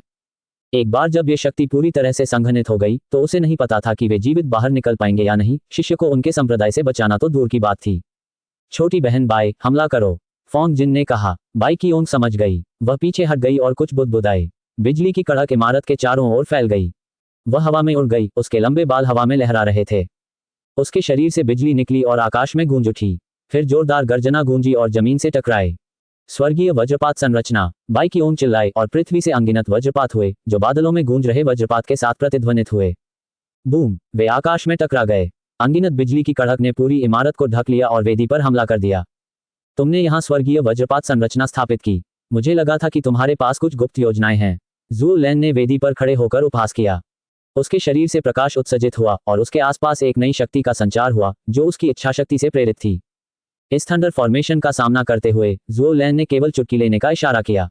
वेदी के चारों ओर के पत्थर के खंभे खून जैसे लाल प्रकाश से चमकने लगे। प्रकाश एक अवरोध में सिमट गया जिसने वेदी को ढक लिया। बूम! बिजली कड़की। पत्थर के खंभों से बंधे 9 बच्चे चीखने लगे। ये रक्त राक्षसी संरचना उनके रक्त का उपयोग ट्रिगर के रूप में करती है। हमला करते रहो और जब उनका रक्त खत्म हो जाएगा तो संरचना टूट जाएगी, ज़ुओ लैन ने बाई कियोंग से कहा। बाई कियोंग दुविधा में पड़ गई। वह हिचकिचाई। तभी अचानक उसे कुछ सूझा। तुम्हारी कमजोरियां साफ नजर आ रही हैं। ज़ुओ लैन ने ताना मारा। क्या तुम्हें पता है कि इन 9 बच्चों को काले हुड से क्यों ढका गया है? मैंने ऐसा इसलिए किया ताकि तुम अपने संप्रदाय के किसी बच्चे को पहचान न सको। अगर तुम्हारा शिष्य कभी यहाँ होता ही नहीं तो क्या होता? हा। फोंग जिन ने भौहें चढ़ाईं। वेदी की अपार शक्ति ने उन्हें रोक दिया। यदि शत्रु इस प्रकार की शक्ति को नियंत्रित कर सकता था तो उनके पास उससे लड़ने का कोई अन्य साधन नहीं था। तुम मूर्ख नहीं हो, मैं यह मानता हूं, लेकिन तुम बहुत होशियार भी नहीं हो, उसने कहा। ज़ुओ लैन, तुम्हारे साथ कोई और होना चाहिए था। वह अभी तक क्यों नहीं आया? मैंने उसके स्वागत के लिए बहुत सारी तैयारियां की हैं। मुझे उम्मीद है कि वह भाग नहीं गया होगा। अब तक उसने अधिकांश शक्ति को आत्मसात कर लिया था और आदिम आत्मा क्षेत्र की आभा उससे निकल रही थी। फोंग जिन असहाय महसूस कर रहा था, हालांकि वह उत्सुक भी था। जियांग हाओ कहाँ था? वह किस बात का इंतजार कर रहा था? लान जिन को अब भी यकीन नहीं था कि जियांग हाओ इतना ताकतवर है, इसलिए उसे उसके छिपने पर आश्चर्य नहीं हुआ। अगर वे बाहर नहीं आना चाहते तो ठीक है। ज़ुओ लैन नीचे झुकी और अपना हाथ पत्थर की शिला पर रख दिया। प्रचारित सामग्री। एआई संचालित ऑटो ट्रेडर के साथ क्रिप्टो का व्यापार करें। अधिक 817 204 272 एआई संचालित प्लेटफॉर्म के साथ निर्बाध क्रिप्टो ट्रेडिंग का अनुभव करें। अधिक 507 127 169 असीम धन दौलत हासिल करें। साइन अप ने क्रिप्टो जगत में तहलका मचा दिया। अधिक 705 176 235 जियांग हाओ ने अपनी आंखें सिकोड़ लीं। क्लोन का उद्देश्य आदिम आत्मा क्षेत्र की शक्ति को मूल शरीर में स्थानांतरित करना था। हालांकि वह इस शक्ति की प्रकृति को नहीं समझता था, फिर भी उसे सतर्क रहना था। उसे शक्ति की आभा की दिशा को पहचानना था और मूल शरीर के साथ इसके विलय को रोकना था। वह ज़ुओ लैन के मूल शरीर को उस तरह की शक्ति प्राप्त करने नहीं दे सकता था। जैसे ही जियांग हाओ ने आगे बढ़ने की तैयारी की, उसने पाया कि आदिम आत्मा क्षेत्र की शक्ति वेदी के निचले हिस्से की ओर बढ़ रही थी और तुरंत ही उसमें समाहित हो रही थी। वेदी के नीचे से एक शक्तिशाली ऊर्जा फूट पड़ी। ज़ुओ लैन वेदी के ठीक नीचे है। जियांग हाओ को खुद पर थोड़ी निराशा हुई। बहुत देर हो चुकी थी। उसे इस बात का एहसास हो गया था कि वेदी स्वयं कई आकृतियों से ढकी हुई है, लेकिन उसे यह उम्मीद नहीं थी कि उसके भीतर कोई छिपा होगा। बूम! आदिम आध्यात्मिक लोक की शक्ति का विस्फोट हुआ। वेदी इतनी शक्ति को सहन नहीं कर सकी और इसलिए वह फट गई। एक निरंतर गर्जना से वेदी चकनाचूर हो गई और मलबा चारों दिशाओं में बिखर गया। सबसे पहले इसका खामियाजा बच्चों को भुगतना पड़ा। अरे नहीं, फोंग जिन और अन्य लोग उन्हें बचाना चाहते थे। बच्चे कष्ट झेल रहे थे। हालांकि ज़ुओ लैन के आदमियों ने उन्हें रोक दिया। उसी समय 9 आध्यात्मिक तलवारें अचानक आकाश से नीचे उतरीं और एक जोरदार धमाके के साथ उन 9 बच्चों के सामने जा गिरीं। उन्होंने उड़ते हुए मलबे को रोक दिया। कौन है? ज़ुओ लैन के एक आदमी ने पूछा। बाई क्योंग ने देखा कि उसके पीछे एक व्यक्ति खड़ा है जो उस आदमी की गर्दन पर निशाना साधे हुए है। छुरी उड़कर उस आदमी की गर्दन में जा लगी। आदमी ने भागने की कोशिश की, लेकिन उसके सामने एक और आध्यात्मिक तलवार प्रकट हुई और उसकी छाती को भेद गई। कौन? गर्दन से खून बहते हुए उस आदमी ने लड़खड़ाती आवाज में कहा।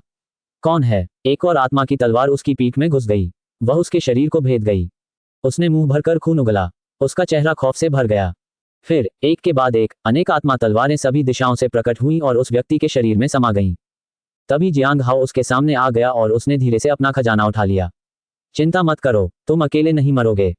आप देख रहे हैं कल्टिवेशन मॉडल। अगर आपको हमारा कंटेंट पसंद आता है तो लाइक, शेयर और सब्सक्राइब जरूर करें। बाई क्योंग अपनी जगह पर जड़वत खड़ी रह गई। उस व्यक्ति ने पलक झपकते ही उस आदमी को मार डाला था। जियांग हाओ को देखकर उसे यकीन नहीं हुआ। वह किस साधना स्तर पर है? फोंग जिन और लैन जिन दोनों ने लड़ना बंद कर दिया था। जियांग हाओ के आगमन से आश्चर्यचकित होकर वे पीछे हट गए। वह अब क्यों प्रकट हुआ है? आदिम आत्मा लोक की शक्ति पहले ही प्रकट हो चुकी थी। समय नहीं था। आखिरकार तुम आ ही गई। क्या तुम मेरा ही इंतजार कर रही थी? ज़ुओ लैन ने पूछा। इस बार असली ज़ुओ लैन मौजूद थी। आदिम आत्मा लोक। जियांग हाओ ने मन ही मनाह भरी। वह आदिम आत्मा लोक में किसी से लड़ना नहीं चाहता था। अब तक उसने जितने भी दुश्मनों का सामना किया था उनमें ज़ुओ लैन सबसे शक्तिशाली प्रतीत होता था।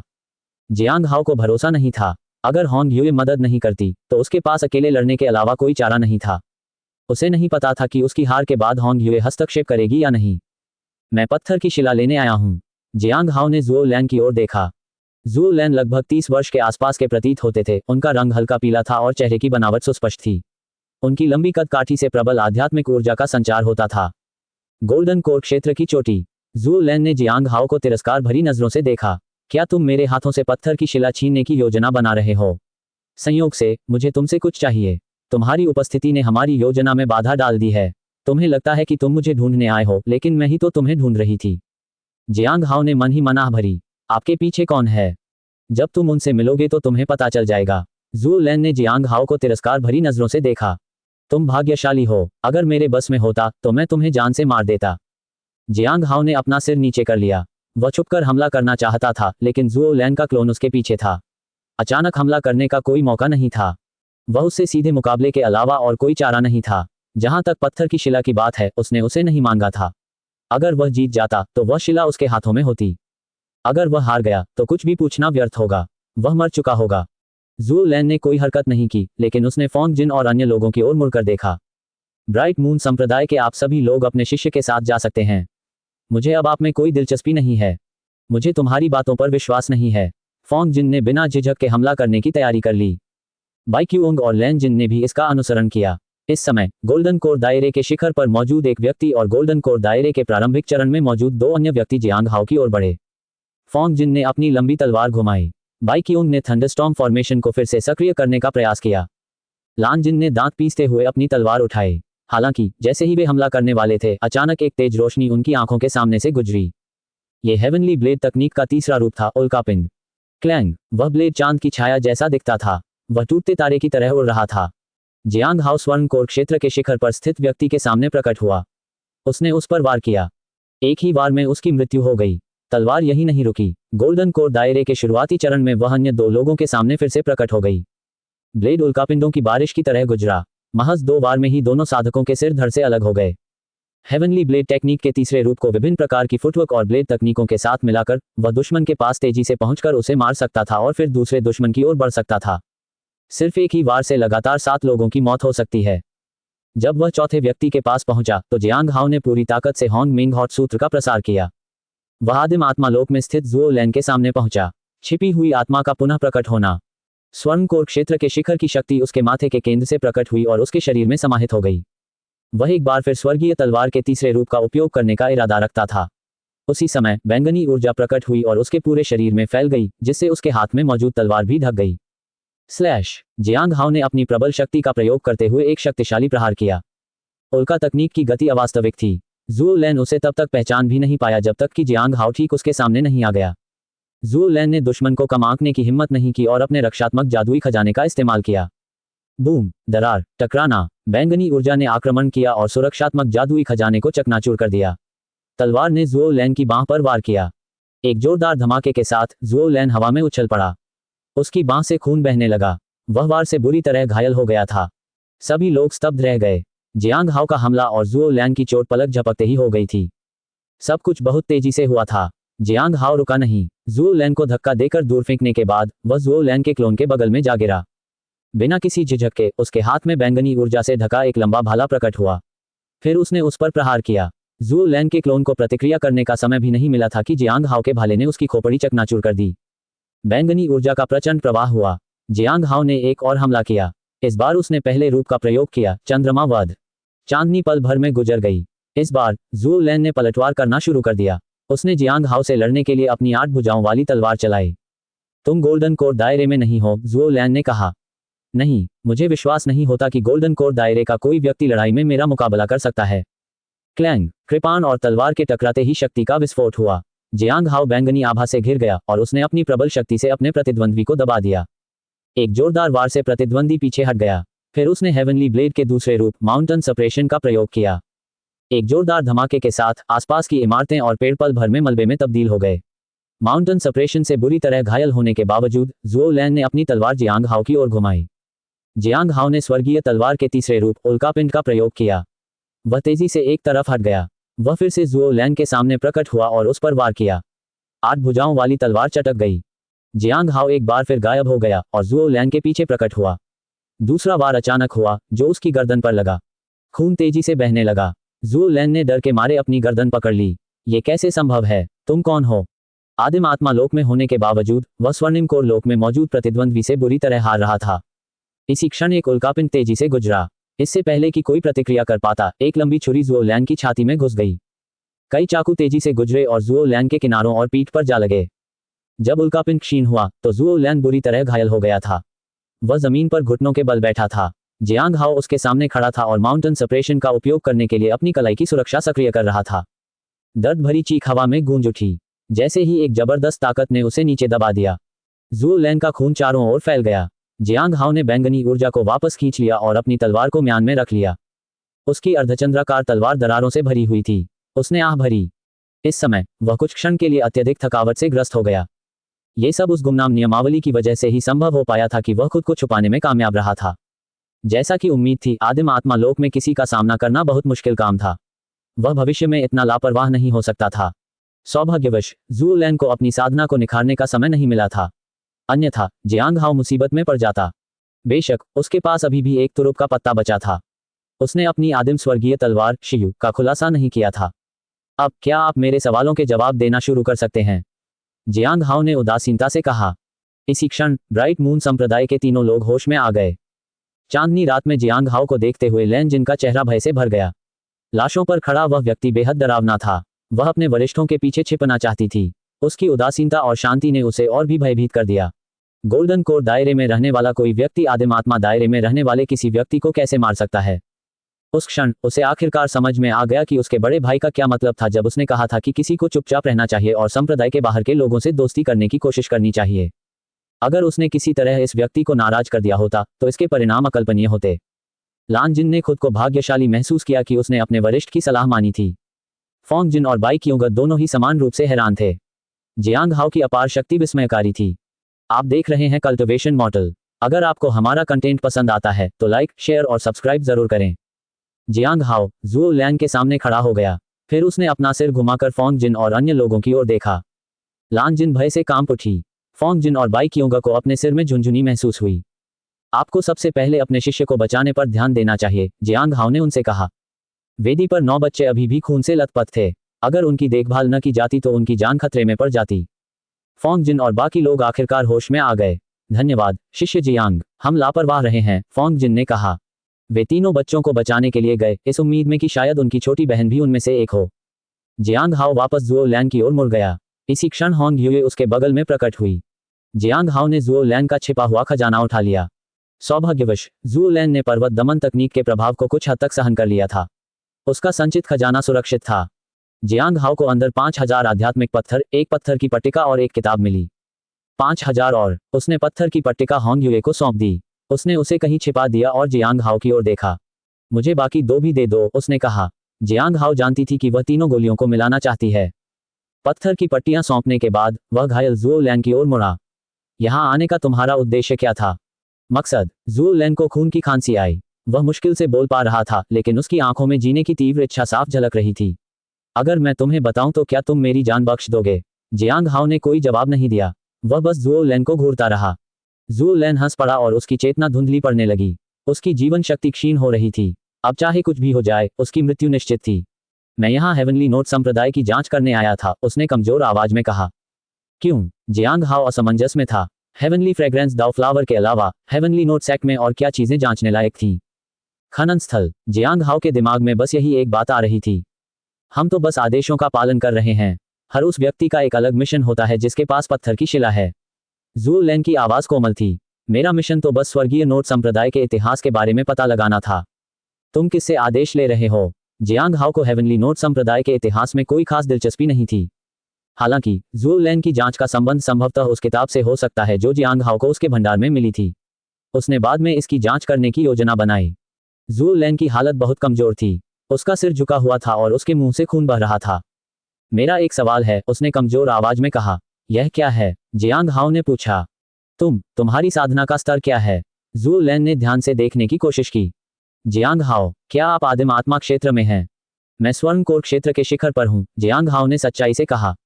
तुम मारे जाओगे, जुओ लैंग ने कहा। इस दुनिया में बहुत से लोग हैं जो प्रतिभाशाली लोगों से ईर्ष्या करते हैं, बहुत से। मुझे पता है, जियांग हाओ ने कहा। इसीलिए वह ध्यान आकर्षित नहीं करना चाहता था और चुपचाप साधना करना पसंद करता था। जब वह अजेय हो जाएगा तो उसे अब और चिंता करने की जरूरत नहीं होगी। दुर्भाग्यवश होंग ह्यूए को अब उसकी साधना के स्तर का पता चल चुका था। जियांग हाओ को नहीं पता था कि वह जल्द ही उसके खिलाफ कोई कदम उठाएगी या नहीं। उसे अभी भी कुछ गुप्त चालें चलनी थीं। जुओ यूटियन, जुओ लैंग ने कहा, क्या वह भी ग्रेट थाउजेंड गॉड सेक्ट से है? जियांग हाओ ने पूछा। हाँ, जुओ लैंग की आभा फीकी पड़ रही थी। ये वही है, हमें उसी ने आदेश दिए थे, लेकिन मुझे बाकी लोगों के बारे में नहीं पता। जियांग हाओ ने सिर हिलाया। बाकी पत्थर की पट्टियां कहाँ हैं? शायद वे भाग गए, जुओ लैंग ने कहा। उसकी आवाज धीरे धीरे धीमी होती गई। क्या आप जानते हैं कि इन पत्थर की पट्टियों को किसने बनाया था? नहीं, मुझे नहीं पता। जियांग हाओ ने जुओ लैंग की ओर देखा और चुप रहा। वह मर चुका था। जियांग हाओ ने आह भरी और होंग ह्यूए की ओर मुड़कर देखा। वरिष्ठ, क्या आप जुओ युतियान के बारे में कुछ जानते हैं? होंग ह्यूए ने सिर हिलाया। चलो वापस चलते हैं। जियांग हाओ ने सिर हिलाया। अब उनके लिए यहाँ कुछ भी नहीं बचा था। दुश्मनों से भंडारित खजाने छीनने के बाद उसने ये सुनिश्चित करने के लिए कि वे सचमुच मर चुके हैं, उनके शवों पर 2 बार और वार किए। फिर उसने अचंभित फोंग जिन और अन्य लोगों को अलविदा कहा और जंगल में गायब हो गया। इसी बीच फोंग जिन और उसके साथियों ने 9 बच्चों को बचाने में कामयाबी हासिल कर ली। उनकी छोटी बहन भी उनमें शामिल थी। कई असफलताओं के बाद अंततः वे अपने संप्रदाय से चुराई गई शिष्या से मिले। हालांकि उसके साथ मौजूद एक छोटा लड़का उन्हें चिंतित कर रहा था। हालांकि उन्हें सबसे ज्यादा चिंता जियांग हाओ को लेकर थी। उसका मकसद और उद्देश्य उतना सरल नहीं था जितना उन्होंने सोचा था। उन्होंने ज्यादा सवाल नहीं पूछे। सौभाग्यवश जियांग हाओ के साथ उनका कोई मतभेद नहीं था। इस समय उनके बीच कुछ हद तक दोस्ताना संबंध थे। अगले 3 दिनों तक मुझे परेशान मत करना, होंग ह्यूए ने अपने कमरे में जाने और दरवाजा बंद करने से पहले कहा। जियांग हाओ को कुछ फुर्सत के पल पाकर खुशी हुई। होंग ह्यूए की चिंता किए बिना 3 दिन बिताना उसके लिए किसी छुट्टी से कम नहीं था। लेकिन वह हेवनली अर्थ सिटी से ज्यादा दूर नहीं जा सकता था, क्योंकि इससे दूसरों को उसके ठिकाने का पता लगाना आसान हो जाता। इन 3 दिनों के दौरान उन्होंने शहर का भ्रमण करने की योजना बनाई थी, लेकिन तात्कालिक प्राथमिकता हाल ही में हुई मुठभेड़ से प्राप्त लाभों का आकलन करना था। शायद आज रात उनके लिए अचानक धन प्राप्ति की एक और रात थी। जियांग हाओ ने अपने स्पिरिट स्टोन का जायजा लेना शुरू किया। उसके पास लगभग 3806 स्पिरिट स्टोन थे। अब ज़ुओ लैन की हार के बाद उसे अपने भंडार में 5101 स्पिरिट स्टोन मिले। इसके अलावा उसके पास एक अभिलेख पुस्तिका भी थी। जियांग हाओ ने किताब को मेज पर रखा और आध्यात्मिक पत्थरों को व्यवस्थित किया। आत्मा पत्थरों को अपने स्वयं के भंडार में रखने के बाद उसने क्लोन ज़ुओ लैन के भंडार को खोला, लेकिन उसे अंदर कुछ भी नहीं मिला। ये तो अजीब है, जियांग हाओ ने बुदबुदाते हुए कहा। और भी कुछ होना चाहिए, कम से कम अंदर तो कुछ होना ही चाहिए। 5000 स्पिरिट स्टोन बहुत बड़ी रकम थी। ज़ुओ लैन पैसे कमाने में माहिर था, लेकिन उसने अब तक जो कुछ भी किया था उसे देखते हुए उसने काफी पैसा खर्च किया होगा। जियांग हाओ अब तक मिली रकम से संतुष्ट था, लेकिन उसे इस बात पर हैरानी थी कि उसे कहीं और कोई खजाना नहीं मिला। क्या उसका कहीं और भी कोई गढ़ है? कितनी दुखद बात है, एक भी व्यक्ति जीवित नहीं बचा। जियांग हाओ ने अन्य 4 गोल्डन कोर क्षेत्र के साधकों से प्राप्त भंडारित खजानों का निरीक्षण करना शुरू कर दिया। वे लोग विशेष रूप से धनी भी नहीं थे। एक के पास 926 स्पिरिट स्टोन थे और दूसरे के पास 1103 स्पिरिट स्टोन थे। वे भी गरीब थे। जियांग हाओ को एहसास हुआ कि स्वर्ण कोर क्षेत्र के साधक स्वर्ग से आए हैं। नोट संप्रदाय के लोग कहीं अधिक धनी थे।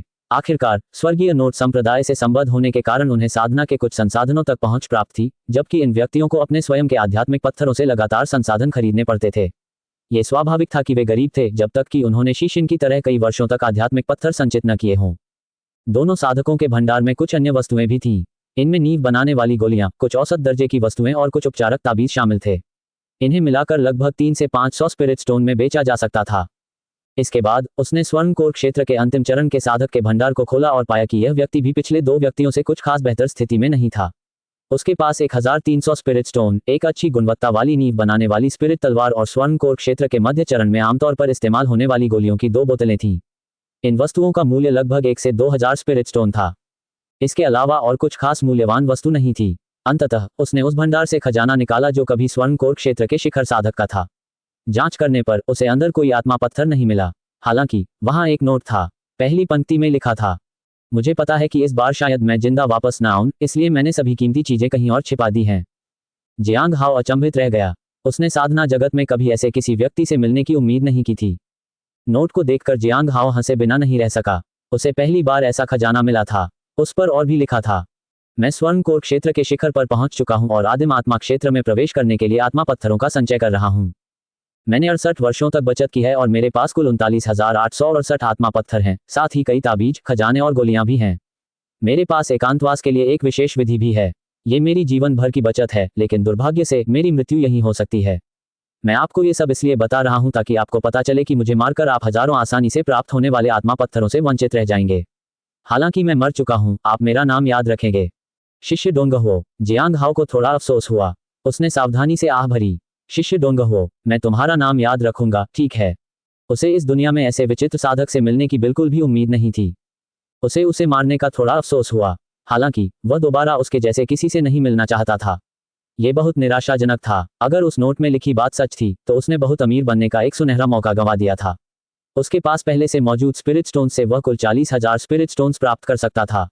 अचानक उसके अपने भंडार में रखे स्पिरिट स्टोन से उसे पहले जैसी खुशी नहीं मिल रही थी।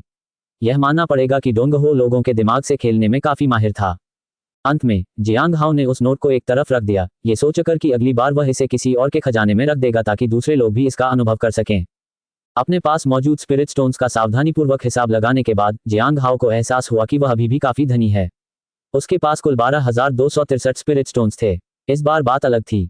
उसे दोबारा चाय खरीदने की जरूरत नहीं थी। लॉ एन्फोर्समेंट हॉल के लिए खर्च किए गए 3,000 स्पिरिट स्टोन्स और खजाने खरीदने के लिए खर्च किए गए 3,000 स्पिरिट स्टोन्स घटाने के बाद भी उसके पास 6,000 स्पिरिट स्टोन्स बचेंगे। मैं आखिरकार आत्मा के दानव को ठीक से जगा सकता हूँ। मुझे शायद सिर्फ एक सुनहरा बुलबुला ही मिलेगा। अफसोस, 2 पाने में कितना समय लगेगा। चाहे आत्मा का दानव अपनी सुप्त रक्त रेखा को जागृत कर पाए या नहीं, ये स्पष्ट था कि इसके लिए बहुत सारे आत्मा पत्थरों की आवश्यकता होगी। उसके पास अभी भी पर्याप्त आत्मा पत्थर नहीं थे। सिर हिलाते हुए जियांग हाओ ने अपनी स्थिति का जायजा लिया। ज़ुओ लैन की हत्या करने के बाद उसकी हालत ठीक नहीं थी। छिपी हुई आत्मा के पुनः प्रकट होने की क्षमता वाकई शक्तिशाली है, लेकिन काफी थका देने वाली है। जियांग हाओ ने बुदबुदाते हुए कहा, मुझे किसी भी तरह की परेशानी से बचने के लिए आत्मा पुनर्जीवन की गोली जल्दी ले लेनी चाहिए। अर्धचंद्राकार तलवार फिर से टूट गई है। जियांग हाओ ने आह भरी। अर्धचंद्राकार ब्लेड तीनों प्रकार के स्वर्गीय ब्लेड के साथ प्रयोग करने के लिए पर्याप्त शक्तिशाली नहीं था। शायद आदिम स्वर्गीय ब्लेड का प्रयोग करना आसान होता। हालांकि ज़ुओ लैन के पास आदिम आत्मा क्षेत्र की शक्ति थी, लेकिन उसने अभी तक अपनी साधना को परिष्कृत नहीं किया था। जो सचमुच आदिम आत्मा क्षेत्र में होता वह कहीं अधिक शक्तिशाली होता। अगली बार मुझे कम लापरवाह होना पड़ेगा। जियांग हाओ ने आत्मचिंतन किया। ज़ुओ लैन को मारने मात्र से यह नहीं था कि वह आदिम आत्मा लोक में मौजूद किसी भी व्यक्ति का सामना कर सकता था। उसे यह बात याद रखनी थी। कुछ देर ध्यान लगाने के बाद जियांग हाओ ने पुष्टि की कि उसके शरीर पर कोई छिपी हुई चोट नहीं है।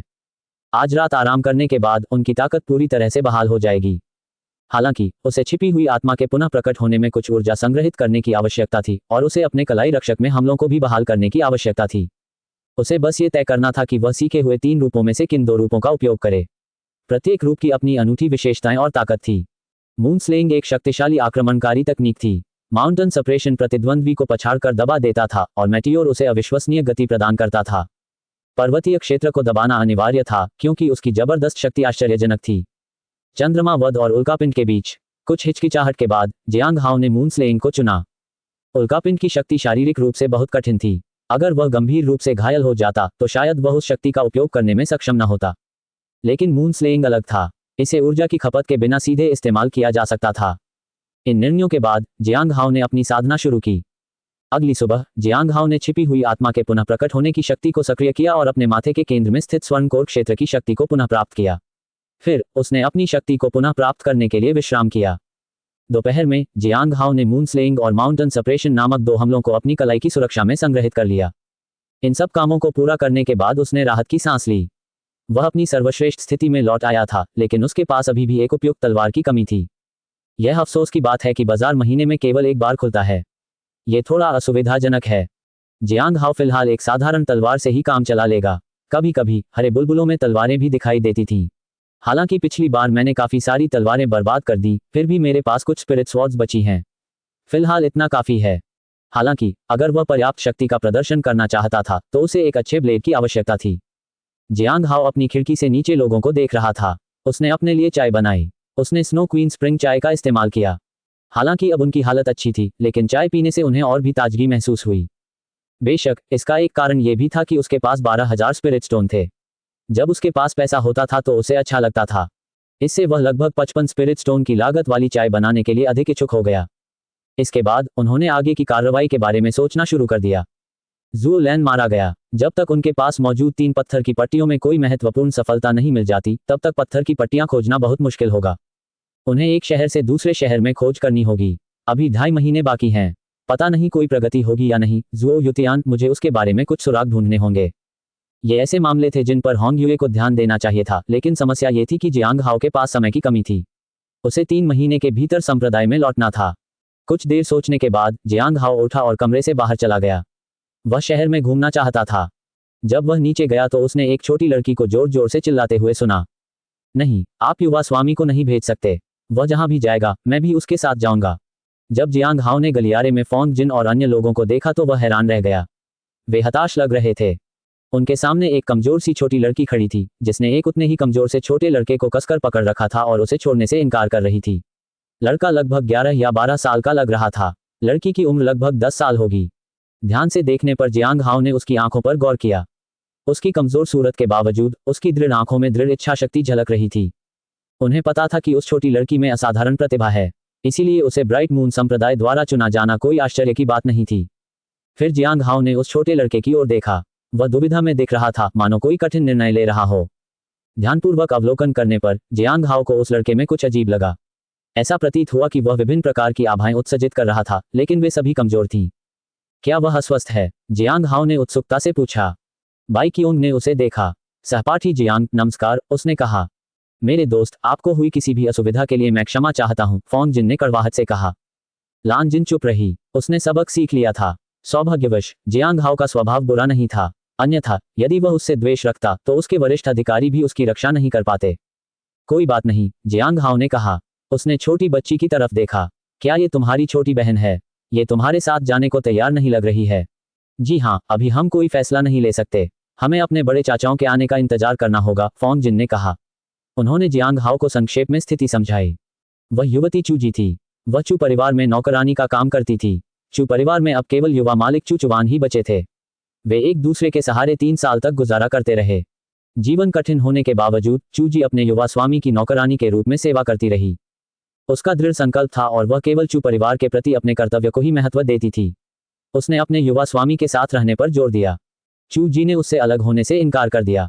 जियांग हाओ मेज के पास बैठ गया और ध्यान से सुनने लगा। जो कुछ उसने सुना उससे वह कुछ हद तक आश्चर्यचकित था।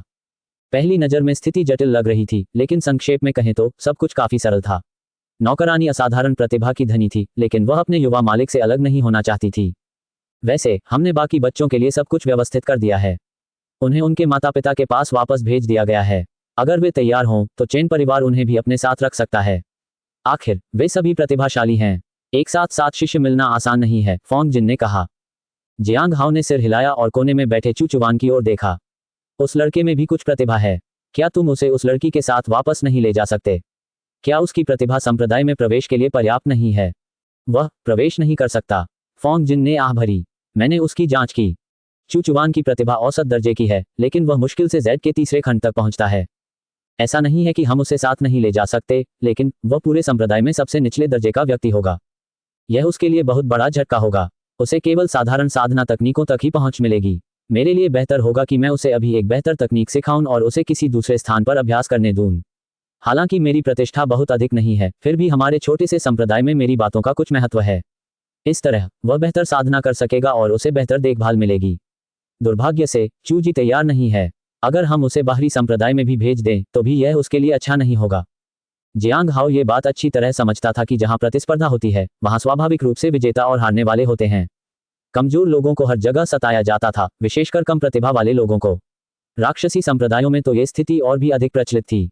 इसलिए लड़के को चुपचाप साधना करते हुए अपनी प्रतिभा का प्रदर्शन करना होगा, तभी वह दूसरों के उत्पीड़न से बच पाएगा। जियांग हाओ ने दोनों बच्चों को देखकर आह भरी। ये दोनों बच्चे, जो इतने लंबे समय से एक दूसरे पर निर्भर थे, आखिरकार जीवन में अलग अलग रास्ते अपनाने वाले थे। इस समय लैन जिन अभी भी बच्चों को समझाने की कोशिश कर रही थी। चू जी ने किसी भी तरह का समझौता करने से इनकार कर दिया, लेकिन चू चुवान स्थिति को समझती हुई प्रतीत हुई। उनके साथ जाओ, उसने अपने बगल में बैठी लड़की से गंभीरतापूर्वक कहा। जब मैं यहाँ नाम कमा लूंगा तब मैं तुम्हारे संप्रदाय में आकर तुम्हें ढूंढूंगा। तब तक मैं निश्चित रूप से तुम्हारी रक्षा करने में सक्षम हो जाऊंगा। बाइकियोंगा और बाकी लोगों के लिए ये शब्द सांत्वना भरे थे। छोटा लड़का छोटी लड़की को दिलासा देने की पूरी कोशिश कर रहा था। भविष्य में वह लड़की हर मामले में लड़के से आगे निकल जाएगी। जियांग हाओ भी यही सोच रहा था। उनके बीच का अंतर बहुत ज्यादा था। जब तक उस छोटे लड़के को कोई असाधारण घटना का सामना नहीं करना पड़ता, तब तक वह प्रतिभा के मामले में अपनी नौकरानी की बराबरी नहीं कर सकता था। जियांग हाओ की नजरों में वह छोटा लड़का कुछ हद तक बेमिल सा लग रहा था। जियांग हाओ ने अपनी दैनिक मूल्यांकन क्षमता को सक्रिय किया। चू चुवान, एक निर्धन युवा स्वामी। उनका अमर हृदय अब भी अटूट साहस से परिपूर्ण है। अपने दुर्बल शरीर के बावजूद उनका विश्वास अविचल है। चाहे उन्हें कितनी भी कठिनाइयों का सामना करना पड़े, वे और भी मजबूत और साहसी होते जाते हैं। वे अजगर की तरह आकाश में उड़ान भरेंगे। जियांग हाओ थोड़ा हैरान था। ये छोटा लड़का जो चांद जैसा दिखता था। यदि इस प्रकार का व्यक्ति सचमुच ब्राइट मून सेक्ट में शामिल हो जाता तो उसके उच्च पद पर पहुंचने की प्रबल संभावना थी। उसे निस्संदेह अपने से अधिक शक्तिशाली लोगों से उत्पीड़न का सामना करना पड़ता, लेकिन उसका विश्वास और दृढ़ संकल्प अदम्य थे। शायद आप उसे अपने साथ वापस ले जाने पर विचार कर सकते हैं, जियांग हाओ ने फोंग जिन को सुझाव दिया। अगर कोई और रास्ता नहीं बचा तो हमें यही करना पड़ेगा। हमारे बड़े चाचा 1-2 दिन में आ सकते हैं। उन्हें ही फैसला करना होगा, फोंग जिन ने सिर हिलाते हुए कहा। जियांग हाओ ने ज्यादा कुछ नहीं कहा। उन्हें लगा कि अगर ब्राइट मून सेक्ट ने उस लड़के को स्वीकार नहीं किया तो उन्हें भारी नुकसान होगा। चू जी ने सिर हिलाया। मेरे बिना आप अपना ख्याल कैसे रखेंगे, युवा स्वामी? इसे इस तरह से देखें, अगर आप संप्रदाय में शामिल हो जाते हैं और साधना करना सीख लेते हैं तो क्या आप मेरी बेहतर देखभाल नहीं कर पाएंगे? हाँ, कुछ वर्षों में हमारे संप्रदाय में दांव पर एक चर्चा होगी। आपके युवा गुरुजी आकर देख सकते हैं कि आप कितने परिपक्व हो गए हैं, लैन जिन ने कहा। जब आप और अधिक शक्तिशाली हो जाएंगे तो आप अपने युवा गुरुजी की अभी से भी बेहतर रक्षा कर पाएंगे। इन शब्दों ने चू जी में कुछ रुचि जगाई। जियांग हाओ मुस्कुराया और फोंग जिन को अलविदा कहा। वह किसी भी तरह के विवाद में नहीं पड़ना चाहता था और उसने शहर में घूमने का फैसला किया। इस बार जियांग हाओ का कोई विशिष्ट लक्ष्य नहीं था। वह बस कुछ बुलबुले ढूंढने की उम्मीद कर रहा था। रास्ते में उसने चू चुवान के बारे में सोचा। अपने छिपे हुए अमर हृदय के साथ वह एक सुप्त रक्तवंश वाले आध्यात्मिक पशु के समान था। ये दुख की बात थी कि किसी के पास उस रक्तवंश को सक्रिय करने और लड़के की मदद करने का कोई तरीका नहीं था। कम से कम आध्यात्मिक पशुओं के मामले में कुछ आध्यात्मिक पत्थरों का उपयोग करके ऐसा किया जा सकता था। अगर ऐसा कोई तरीका होता तो जियांग हाओ लड़के को अपने साथ ले जाता।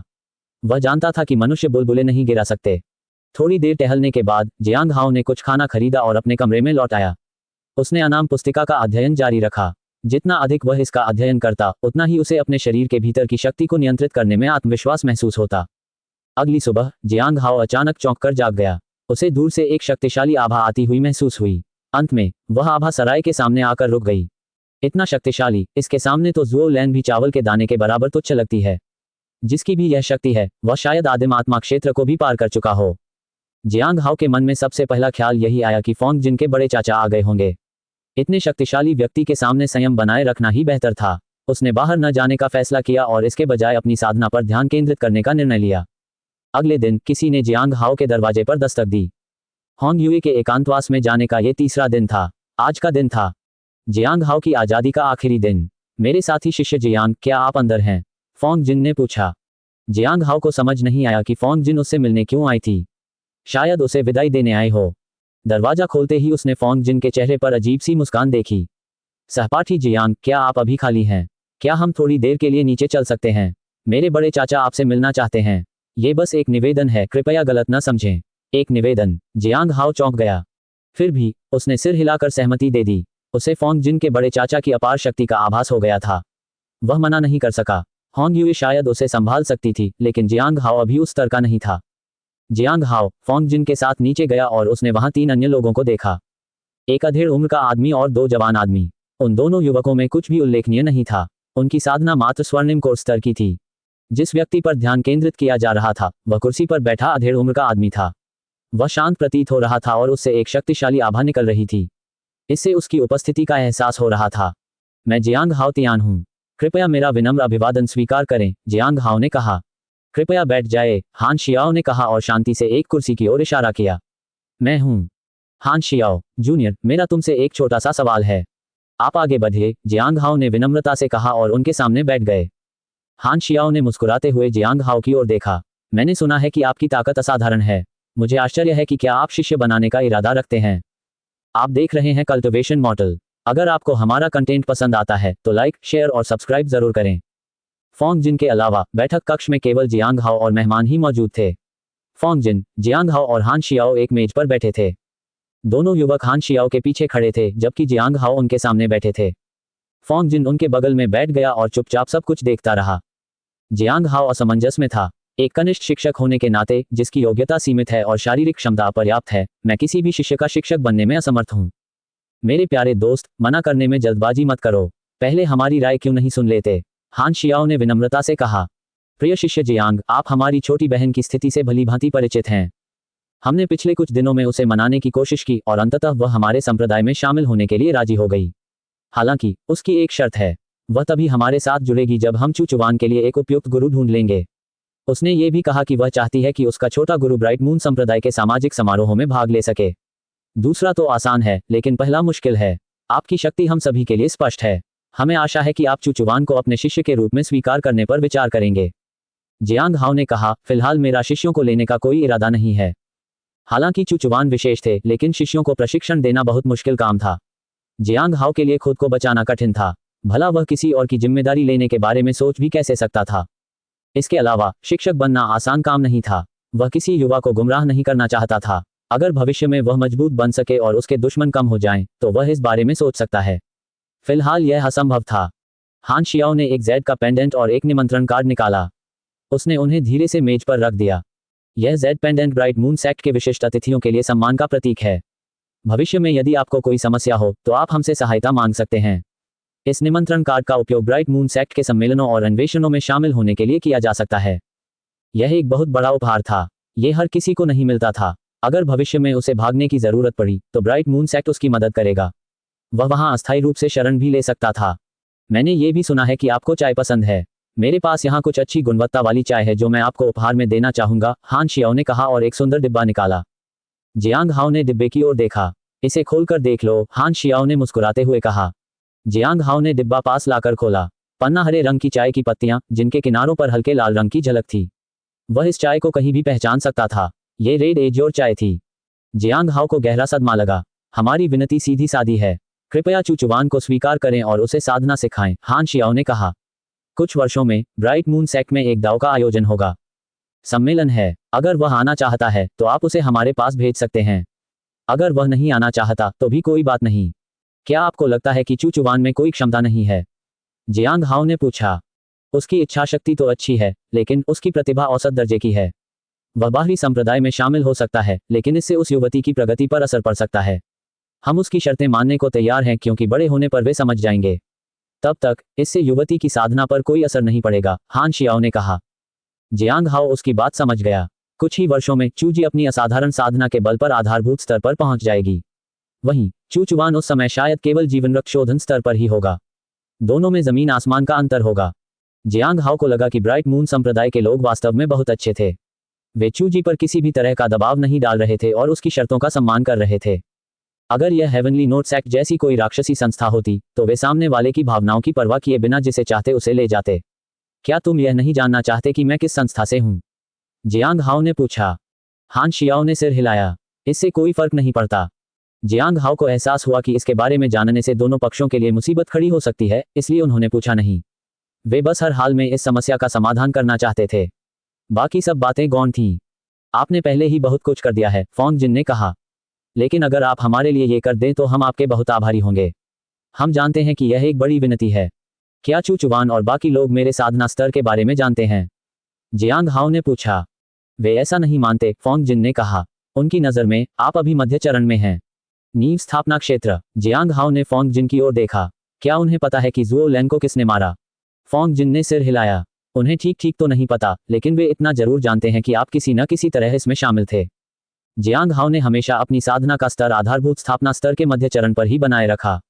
उसने अनुमान लगाया कि दूसरी तरफ वाले भी अपने साधना स्तर को छिपाना चाहते हैं। जियांग हाओ ने कुछ देर सोचा।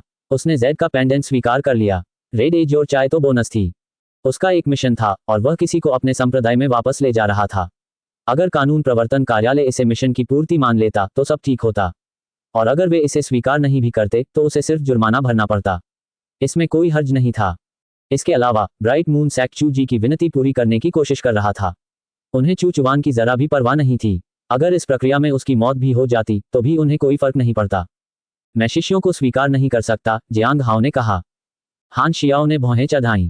लेकिन मैं चूचुवान को अपने साथ अपने संप्रदाय में ले जाऊंगा और उसे अपने गुरु की देखरेख में छोड़ दूंगा। इस तरह मैं उसकी यथासंभव मदद कर पाऊंगा। जब समय आएगा, अगर वह ब्राइट मून संप्रदाय में जाना चाहेगा तो मैं उसकी मदद करूंगा। मैं बस इतना ही कर सकता हूं। जियांग हाओ, हान शियाओ और फोंग जिन के फैसले का इंतजार कर रहा था। शिष्य और प्रशिक्षु में जमीन आसमान का फर्क था। फोंग जिन थोड़ा असमंजस में था। आप शिष्य क्यों नहीं स्वीकारते?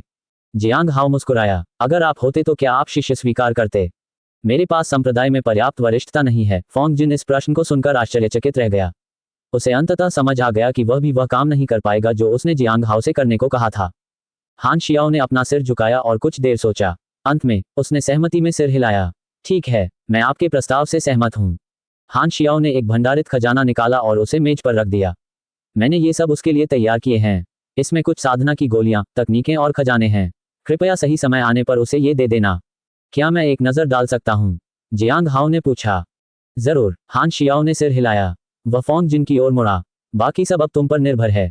मुझे कुछ लोगों से निपटने के लिए कुछ समय के लिए शहर से बाहर जाना होगा। इतना कहकर वह अपने साथियों के साथ चला गया। जियांग हाओ ने अनुमान लगाया कि वे शायद स्वर्ग संत संप्रदाय के लोगों से निपटने के लिए जा रहे थे। इससे वह चिंतित हो गया। अगर स्वर्ग संत संप्रदाय के लोगों को पता चल गया कि वह यहाँ है तो इसके गंभीर परिणाम होंगे। मित्र, कृपया इन चीजों को रख दो। कृपया जेड पेंडेंट को संभाल कर रखो, फोंग जिन ने कहा। मुझे विश्वास है कि तुम समझते हो कि यह Z pendant bright moon sect की ओर से एक वरदान का प्रतीक है। ब्राइट मून सेक्ट तुम्हारी हर जरूरत को पूरा करने के लिए तैयार है, चाहे वह छोटी हो या बड़ी। उदाहरण के लिए, सेक्ट में शामिल होना या किसी काम में मदद करना। हालांकि वरदान का उपयोग हो जाने पर जेड पेंडेंट वापस ले लिया जाएगा। यदि इसका उपयोग नहीं किया जाता है तो तुम्हें हमेशा ब्राइट मून सेक्ट के सम्मानित अतिथि के रूप में माना जाएगा। सेक्ट के भीतर यह दर्जा तुम्हारे लिए भविष्य में बहुत फायदेमंद होगा। चोरी से बचाने के लिए इसे और बेहतर बनाना सबसे अच्छा होगा, फोंग जिन ने कहा। जियांग हाओ ने जेड का वह पेंडेंट उठाया जिस पर ब्राइट मून सेक्ट लिखा हुआ था। यह एक अनमोल वस्तु थी। उन्होंने तुरंत उसमें सुधार किया। आप देख रहे हैं कल्टिवेशन मॉडल। अगर आपको हमारा कंटेंट पसंद आता है तो लाइक, शेयर और सब्सक्राइब जरूर करें। जियांग हाओ को ऐसा लगा कि एक बार छाप मिट जाने पर जेड का लटकन स्वतः ही नष्ट हो जाएगा। लटकन से एक सौम्य आभा निकलती थी जो मन को शांत करती थी और आत्मा को स्थिरता प्रदान करती थी। फोंग जिन ने निमंत्रण पत्र की ओर इशारा करते हुए कहा, इस निमंत्रण पत्र पर आपके और चूचुवान के हस्ताक्षर होने चाहिए। अगर कोई आपकी जगह हस्ताक्षर करता है तो शायद तुरंत पता न चले। अगर यह आपके पास होगा तो हमें पता चल जाएगा कि यह सचमुच आप ही हैं। कृपया इसे खोना मत। जियांग हाओ ने इस बारे में ज्यादा नहीं सोचा। ये कार्ड केवल दाओ सम्मेलन जैसे बड़े आयोजनों के लिए ही उपयोगी होगा। उसे वास्तव में इसकी आवश्यकता नहीं थी। यह मुख्य रूप से चू के लिए था। चुवान, उन्होंने रेड एज और चाय को भी अलग रख दिया, जो हाल ही में खरीदी गई चाय से भी बेहतर गुणवत्ता की थी। उसने 10,000 से अधिक स्पिरिट स्टोन अर्जित कर लिए और अब उसे होंग ह्यूए द्वारा और चाय मांगने की चिंता करने की जरूरत नहीं थी। इस भंडार में रखी वस्तुओं को आप सुरक्षित रखें। आप उन्हें चू चुवान को कैसे वितरित करते हैं यह आप पर निर्भर है, फोंग जिन ने कहा। भंडार में रखे खजाने पर सरसरी नजर डालने के बाद जियांग हाओ को तारा चंद्रमा जीवन रक्त शोधन कला नामक एक साधना तकनीक मिली। उसे कुछ आत्मा पुनर्जनन की गोलियां और कुछ ताबीज भी मिले, एक आधारभूत स्तर का खजाना और 500 आत्मा पत्थर भी मिले। ये काफी उदारतापूर्ण था। जीवन रक्त शोधन स्तर पर चू चुवान इतने सारे आध्यात्मिक पत्थरों का संचय नहीं कर पाता। उसके हाथ में इतना धन होने से संप्रदाय में उसके व्यवहार पर असर पड़ता। इससे अहंकार और असमय मृत्यु हो सकती थी। मैं उसे हर चरण में थोड़ा थोड़ा दूंगा, जियांग हाओ ने कहा। चूंकि उसे ब्राइट मून संप्रदाय से बहुत लाभ मिले थे, इसलिए वह बदले में अपना पूरा योगदान देने की कोशिश करेगा। फोंग जिन ने सिर हिलाया। जियांग हाओ ने तारा चंद्रमा जीवन रक्त शोधन कला तकनीक पर एक नजर डाली। हालांकि यह केवल आधारभूत स्तर तक ही दर्ज थी, फिर भी यह एक शक्तिशाली तकनीक थी। ये स्वर्गीय स्वर के 100 चक्रों से भी कहीं अधिक शक्तिशाली थी। ये जीवन रक्त को आकर्षित करने और उसे शरीर में समाहित करने के लिए तारों के प्रकाश का उपयोग मार्गदर्शक के रूप में करती थी। ये नौसिखियों के लिए रात्रि साधना के लिए सबसे उपयुक्त थी, क्योंकि रात्रि में तारा चंद्रमा जीवन रक्त प्रचुर मात्रा में उपलब्ध होता है, जिससे उनकी साधना की गति में काफी वृद्धि होती है। यह मंत्रों के लिए उपयुक्त थी। स्वर्गीय स्वर के 100 चक्र शरीर के बेहतर स्वभाव के लिए रक्त और ऊर्जा अनुनाद पर केंद्रित थे। हेवनली नोट संप्रदाय में किसी विशेष प्रकार की तकनीक के पालन को लेकर कोई विशिष्ट आवश्यकताएं नहीं थीं। दोपहर में फोंग जिन और अन्य लोग जाने की तैयारी करने लगे। युवा स्वामी, जब भी आपको समय मिले आप मुझसे मिलने जरूर आइएगा, चू जी ने धीमी आवाज में कहा। चू चुवान तुरंत सहमत हो गया। जरूर, कृपया अपना ख्याल रखना। मित्र, यदि आपको अवसर मिले तो कृपया ब्राइट मून सेक्ट में पधारें। मुझे आपकी मेहमान नवाजी का प्रतिफल देने का अवसर दें, फोंग जिन ने कहा। बिल्कुल, जियांग हाओ ने कहा और झुककर अभिवादन किया। धन्यवाद शिष्य जियांग, आपने पहले मेरी जान बचाई थी। बाई कियोंग ने कृतज्ञतापूर्वक उन्हें प्रणाम किया। आप बहुत दयालु हैं, आपको मुझे धन्यवाद देने की कोई आवश्यकता नहीं है, जियांग हाओ ने विनम्रता से कहा। मैंने शायद पहले आपको ठेस पहुंचाई हो, कृपया मुझे क्षमा कर दीजिए, लैन जिन ने कहा, मन में एक अजीब सी बेचैनी महसूस करते हुए। थोड़ा शर्मिंदा, इसकी कोई जरूरत नहीं थी, मैंने इसे दिल पर नहीं लिया। जियांग हाओ, लैन जिन की माफी देखकर हैरान रह गया। कुछ देर बाद फोंग जिन और बाकी लोग मुड़कर चले गए। वे चू जी को लेकर उड़ गए। उड़ते समय चू जी को उनकी बातचीत धुंधली धुंधली सुनाई दे रही थी। छोटी बहन लैन, तुम काफी बड़ी हो गई हो। मैं कृतघ्न व्यक्ति नहीं हूं, बस इतना ही। दूसरों के साथ बातचीत करने के तरीके के बारे में और अधिक सीखें और आप एक दिन अन्य कनिष्ठों के साथ संप्रदाय से बाहर निकलने में सक्षम होंगे। जियांग हाओ ने उन्हें जाते हुए देखा। उसे थोड़ी ईर्ष्या हुई कि उसके पास ऐसे वरिष्ठ गुरु नहीं थे जो उसका मार्गदर्शन करते। उसे इतना अविश्वास था कि जब भी कोई उसके साथ अच्छा व्यवहार करता तो उसे शक होने लगता था। उसे लगता था कि कभी कभी अमर संप्रदाय राक्षसी संप्रदायों से कहीं बेहतर होते हैं।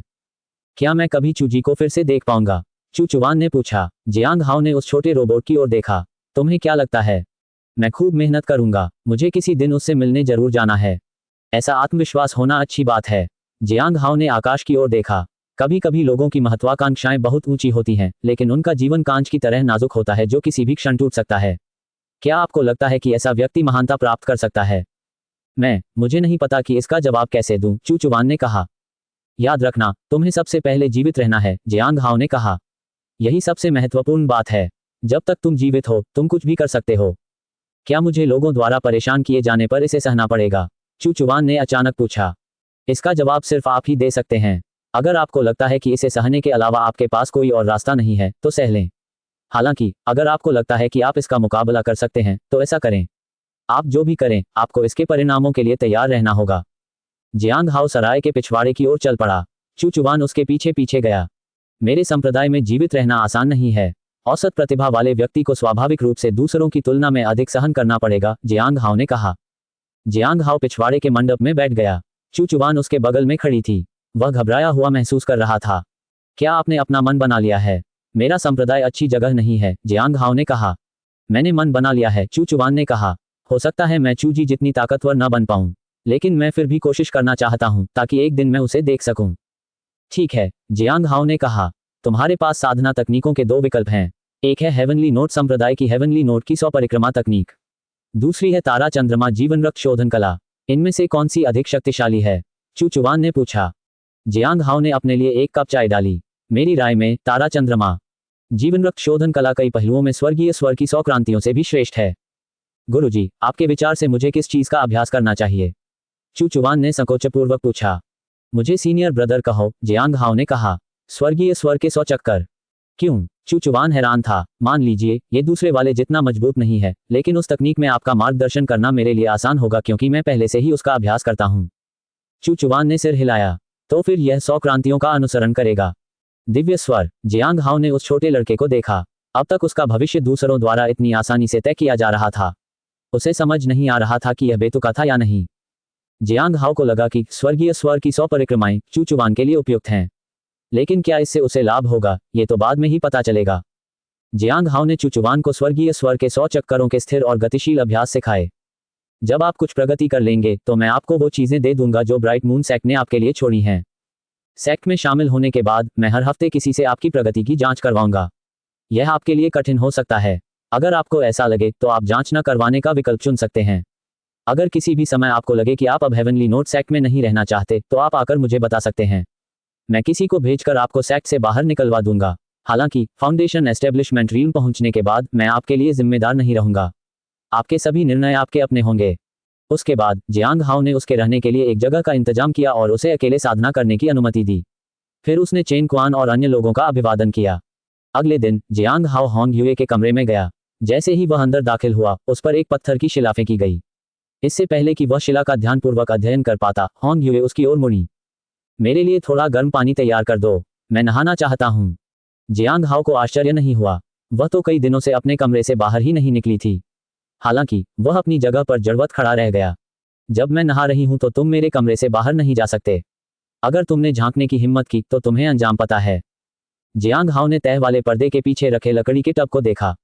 वह हैरान और चिंतित था। अगर कोई और औरत होती तो उसे कुछ भी महसूस नहीं होता। उसे झांकने की कोई इच्छा नहीं थी। लेकिन होंग यूए के साथ मामला अलग था। वह उसे बेचैन और मूर्ख बना देती थी। इसके लिए उसे स्वर्ग विनाश गुविश का शुक्रगुजार होना चाहिए था। वह उसे बिल्कुल भी समझ नहीं पा रहा था। जियांग हाओ ने होंग यूए के लिए गर्म पानी तैयार किया। पानी का तापमान जांचने और यह सुनिश्चित करने के बाद कि वह ज्यादा गर्म न हो, वह तह वाले पर्दे के पीछे से बाहर निकला। वरिष्ठ, पानी तैयार है।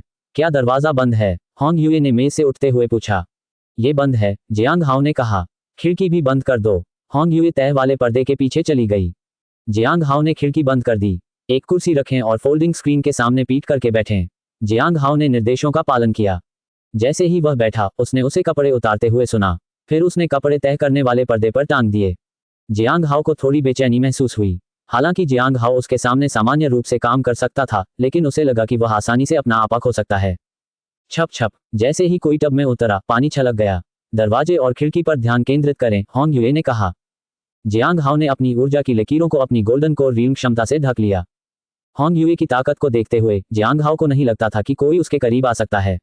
इसलिए वह जानबूझकर उसके लिए मुश्किलें खड़ी कर रहा था। छप छप, जियांग हाओ ने अनुमान लगाया कि होंग यूए अपने शरीर पर पानी डाल रही थी। फूलों की खुशबू हवा में फैल रही थी। जियांग हाओ थोड़ा बेचैन महसूस कर रहा था। उसने खुद को शांत करने के लिए गहरी सांस ली। वरिष्ठ महोदय, मुझे आपसे कुछ बात करनी है। यह क्या है? होंग यूए ने तह करने वाले पर्दे के पीछे से पूछा। जियांग हाओ को अंदाजा था कि होंग यूए को स्नान करना बहुत पसंद था। जब मैं तुम्हारे साथ संप्रदाय छोड़कर आया था तब मुझे भर्ती का काम सौंपा गया था। इसलिए जब हम लौटेंगे तो शायद हमारे साथ संप्रदाय में एक अतिरिक्त व्यक्ति भी यात्रा करेगा। क्या आपने भर्ती के लिए उम्मीदवार का चयन कर लिया है? होंग यूए ने पूछा। हाँ, ये पहले ही तय हो चुका है, लियांग हाओ ने कहा। क्या आपको ब्राइट मून संप्रदाय द्वारा नियुक्त किया गया है? हाँ। जब हान शियाओ वहां पहुंचा तो बहुत हलचल मच गई। यहां तक कि जियांग हाओ को भी उसके आने का आभास हो गया था। होंग यूए की तो बात ही अलग थी। उन्होंने तुम्हें क्या इनाम दिया? होंग यूए ने पूछा। जियांग हाओ ने फिर से पानी के छपछपाने की आवाज सुनी। उन्होंने मुझे रेड एज और चाय दी। और क्या, निमंत्रण कार्ड भी। और कुछ। पानी की छपछपाहट थम गई। एक विशाल और भव्य आभा प्रकट हुई। हालांकि ये जल्दी ही गायब हो गया। थोड़ी देर बाद होंग यूए ने फिर से नहाना शुरू कर दिया और टब में पानी फिर से छलकने लगा। मान लेते हैं कि बहस के लिए बस इतना ही हुआ था। जियांग हाओ ने राहत की सांस ली। क्या आपने कभी ब्राइट मून सेक्ट में शामिल होने के बारे में सोचा है? होंग यूए ने उत्सुकता से पूछा। ब्राइट मून सेक्ट के लोग आपको पसंद करते दिख रहे हैं। वरिष्ठ, आप मजाक कर रहे होंगे। मुझे अभी भी आपके फूल की देखभाल करनी है। फूल को अपने साथ क्यों नहीं ले जाते? होंग यूए ने पूछा। बुजुर्ग बैजी मुझे मार डालेंगे। स्वर्गीय नोट संप्रदाय को छोड़ना विश्वासघात माना जाएगा। मेरा पीछा किया जाएगा, जियांग हाओ ने कहा। एक राक्षसी संप्रदाय के शिष्य के रूप में मेरी साधना शैली राक्षसी मार्ग की ओर झुकी हुई है। एक अमर संप्रदाय में बसना शायद मुश्किल होगा। हालांकि जियांग हाओ हमेशा अपने सिद्धांतों पर कायम रहा, लेकिन राक्षसी संप्रदाय ने उसे प्रभावित करने के लिए हर संभव प्रयास किया था। वह अपने अंदर आए बदलावों को महसूस कर सकता था। जियांग हाओ को एहसास हो गया था कि वह फोंग जिन और बाकी लोगों से अलग है। शायद अमर संप्रदाय में शामिल होना उसके लिए अच्छा ना हो सकता है कि वह वहां घुल मिल ना पाए। कुछ देर बीत गई और होंग यूए ने कुछ नहीं कहा। बस टब में पानी के छपछपाने की आवाज सुनाई दे रही थी। कुछ देर बाद पानी के छींटे पड़ना बंद हो गए। वरिष्ठ, क्या आपने स्नान कर लिया? जियांग हाओ ने पूछा। क्या तुम भी नहाना चाहते हो? होंग यूए तह वाले पर्दे के पीछे से बाहर निकली और जियांग हाओ को चिढ़ाते हुए मुस्कुराई। उसके साथ एक जानी पहचानी खुशबू थी। उसने अपने कपड़े बदल लिए थे। नहीं, कोई बात नहीं। होंग यूए ने अपना पहनावा बदल लिया था। उसकी पहले वाली लाल और सफेद पोशाक की जगह उसने नारंगी रंग की पोशाक पहन ली थी। उसकी कमर पर एक सफेद बेल्ट कसी हुई थी और उसके वस्त्र का किनारा उसके टखनों तक पहुंच रहा था। साफ सफाई करो और जाने के लिए तैयार हो जाओ, होंग यूए ने कहा। जियांग हाओ ने कुछ सामान पैक किया और चेन क्वान को विदाई दी। उन्होंने चेन क्वान से यह भी अनुरोध किया कि उनकी अनुपस्थिति में वह चुचुवान का ख्याल रखें। वह चुचुवान को अभी अपने साथ नहीं ले गया। जियांग हाओ ने उसे यहीं सराय में इंतजार करने को कहा और बताया कि जब वह संप्रदाय लौटेगा तो उसे ले आएगा। घर के पिछवाड़े में आकृतियां और आध्यात्मिक जड़ी बूटियां थीं, जिससे उसकी साधना दोगुनी प्रभावी हो जाती। चेन परिवार के आसपास होने से कोई समस्या नहीं होनी चाहिए। उन्होंने चुचुवान के लिए कुछ ताबीज भी छोड़े हैं, एहतियात के तौर पर। मैं 1 या 2 महीने में तुम्हें लेने आऊंगा, जियांग हाओ ने चुचुवान से कहा।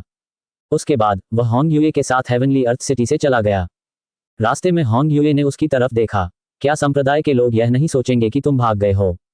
जियांग हाओ ने कहा। उन्होंने मुझे 3 महीने की समय सीमा दी है। अगर मैं 3 महीने में वापस नहीं लौटा तो वे सोच सकते हैं कि मैं भाग गया हूं। होंग यूए ने आगे कुछ नहीं पूछा। क्या तुम्हें पत्थर की पट्टियों से कोई और सुराग मिला?